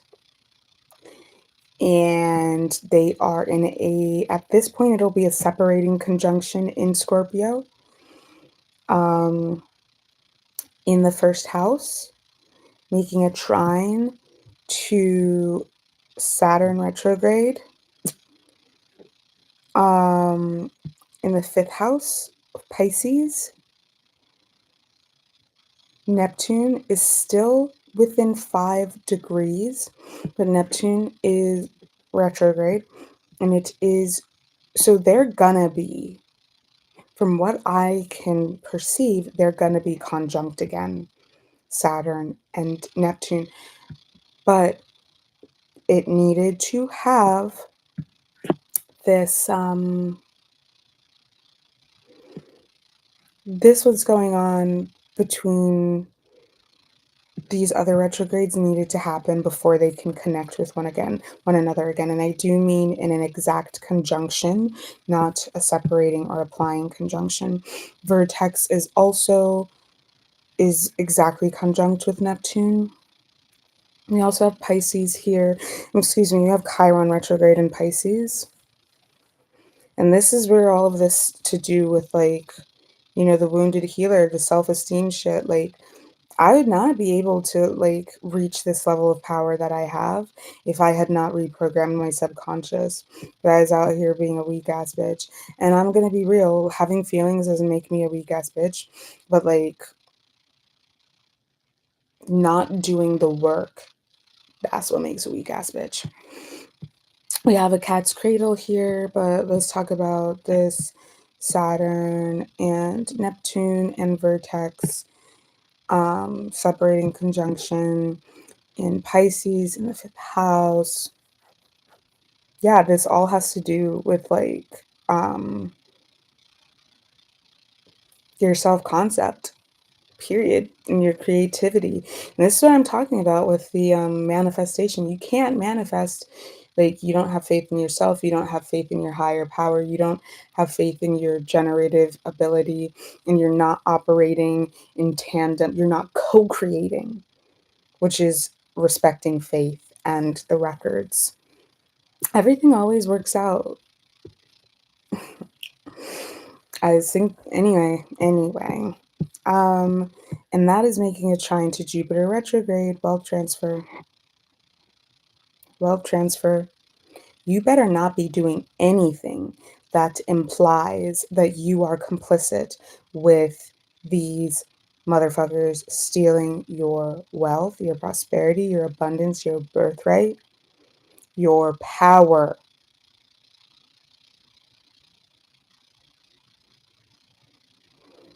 You understand that there is a massive stellium in the sign of Scorpio in the 1st house. Dark moon Lilith at 2 degrees, the moon at 3 degrees, the sun at 3 degrees. Mind you, the sun rules the 5th house, which Pisces. Who's in the 5th house? Saturn, Neptune, vertex, Chiron. And Saturn, Neptune, and vertex are in a conjunction. Not exact, but still conjunct. Mercury retrograde at 4 degrees. That's 4 placements, 3 of them personal, actually 4 of them personal, conjunct. And that's not it. Because we have Mars at 17 degrees.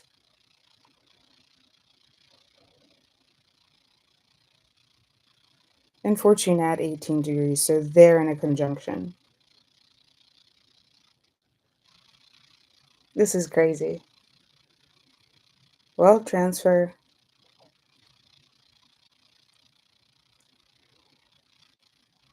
I've been hearing, I know what does he say? I know I'm get my bitch back. I know I'm get my bitch back. But I've been hearing, I know I'll get my lick back. Trust and believe your ancestors got your lick back. And yep, this is gonna be the moment that it really hits. This week, what's being revealed, all this water energy, this water trine, the flood is here.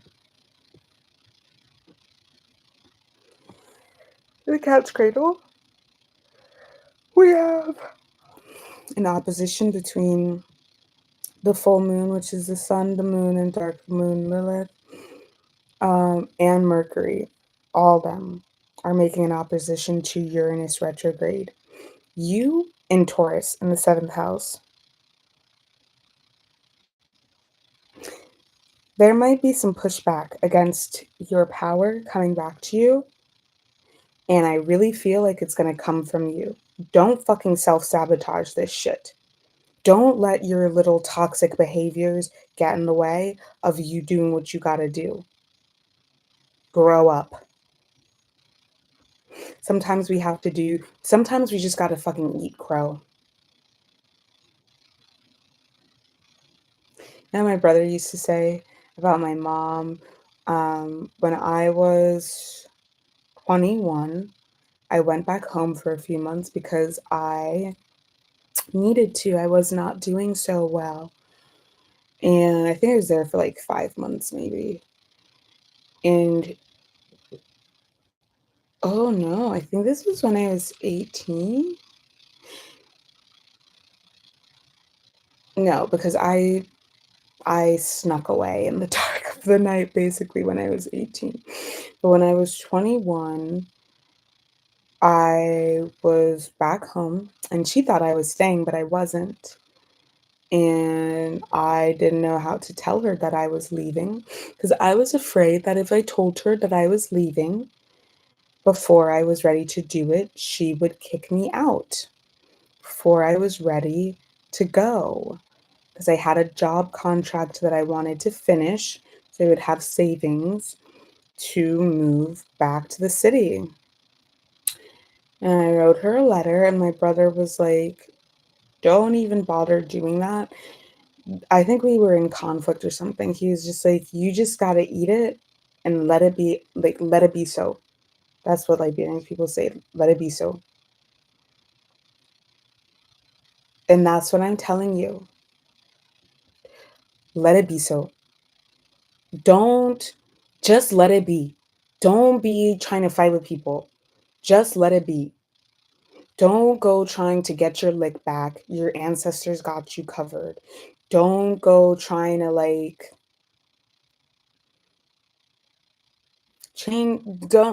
don't mix your hand up in fate.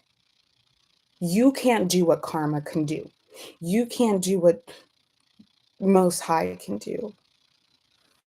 So let it be so. Do you feel me? Um that's really what's coming through. Don't forfeit the wealth transfer with being petty.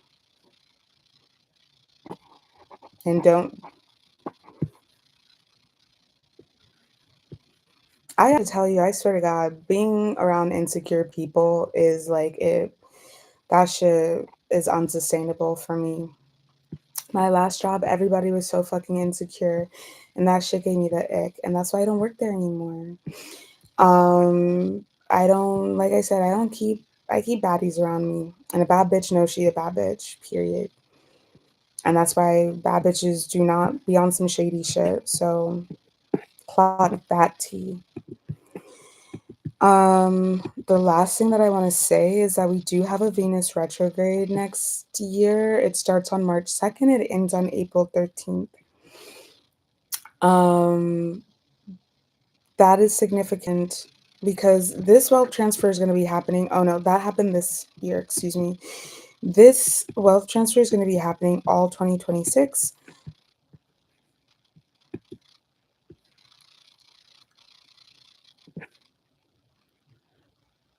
Venus retrograde next October 3rd to November 14th. In Scorpio, no less. Um, for 41 days.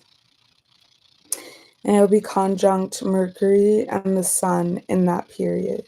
So there will be a chasmy. Yeah. Yeah. I really don't know what else I could say about this moon. Something just started vibrating and it freaked me the fuck out. I don't really know what else I could say about this moon. The 20th, we have the Sun conjunct Mercury at 28 degrees. Oh, I already talked about that.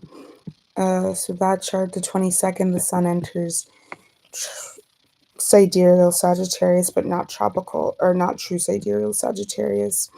I don't think I'm going to talk about that right now. Even though, yeah, I mean, it's happening in 5 days.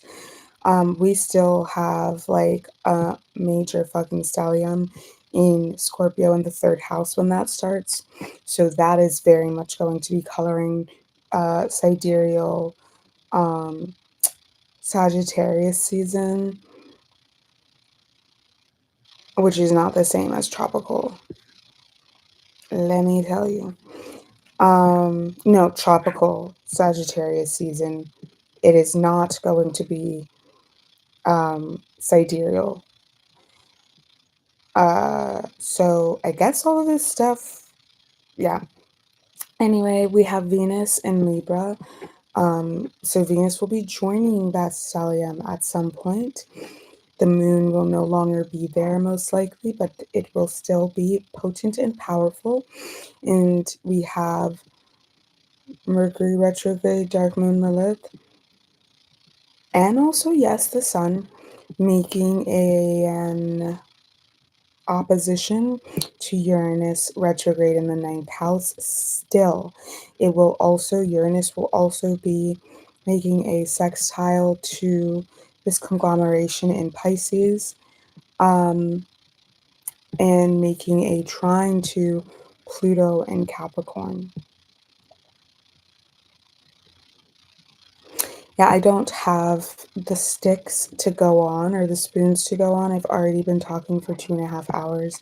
I took a nap at like 7:30 until like 10:30. So, but my throat chakra is like shutting down. I'm pretty exhausted. I think I've given enough cosmic tea. I will not, obviously, will not be able to upload the second part of the Rihanna cosmic tea tonight.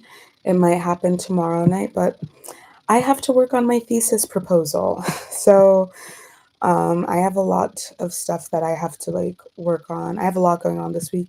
So if it doesn't get up, forgive me. But I mean, I made that shit in 2023. I do trust the timing. Like it's gonna come out when it's meant to, because people are going to be able to receive it at that time. But that one was done in collaboration with another person. It's one of the most powerful readings that I've done.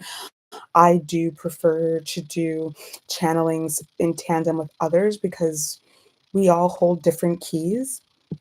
But I'm looking forward to that because I do think that it's like a lot of tea is going to be contextualized by intergalactic cosmic, the intergalactic crystal ball, and it coming out at this time. And I just have to say, like, vindication is so fucking sweet because I know that I'm not gonna get the "yeah, you were right" that like I want. But this tea about Deepak Chopra coming out after I been had said that shit, I that's all the justice that you need. You don't need to go and like exact revenge on people, especially because revenge is a dirty game and it's a lame bitch's move. Don't be that girl. Because you can't be that girl when you're that girl. Um, and you don't want to get trapped in the and you don't want to get trapped in the land of whatever's clarifying about the underworld and some other stuff that is in the Sanctum Luminous. It's not fully clear yet, but you don't want to get trapped. So my suggestion to you is let it go. I think I've shared about the inventory, the fear inventory, but I might make a video explaining the fear inventory that will be for sale via my Ko-Fi for people. It will not be for free for the Sanctum Luminous, but I will include a discount in the Sanctum Luminous for how to do the spiritual alchemical process of a fear inventory. Um, there's a frequency going off right now.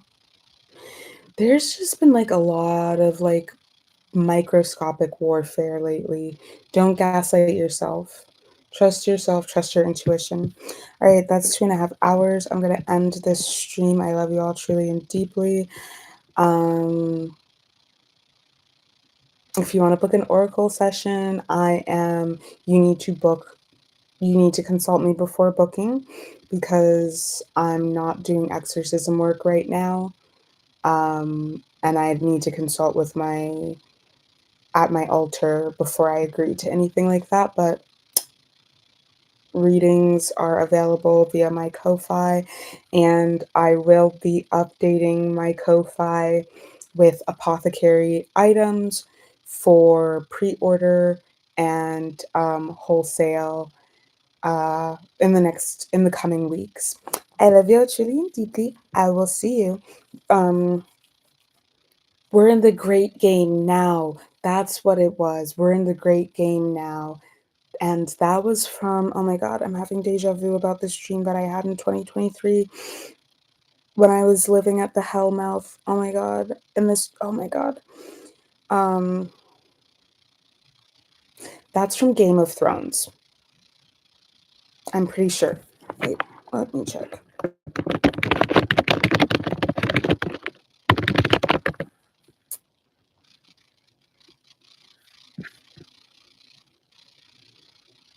Yep, it's from Game of Thrones. You're in the great game now, and the great game is terrifying.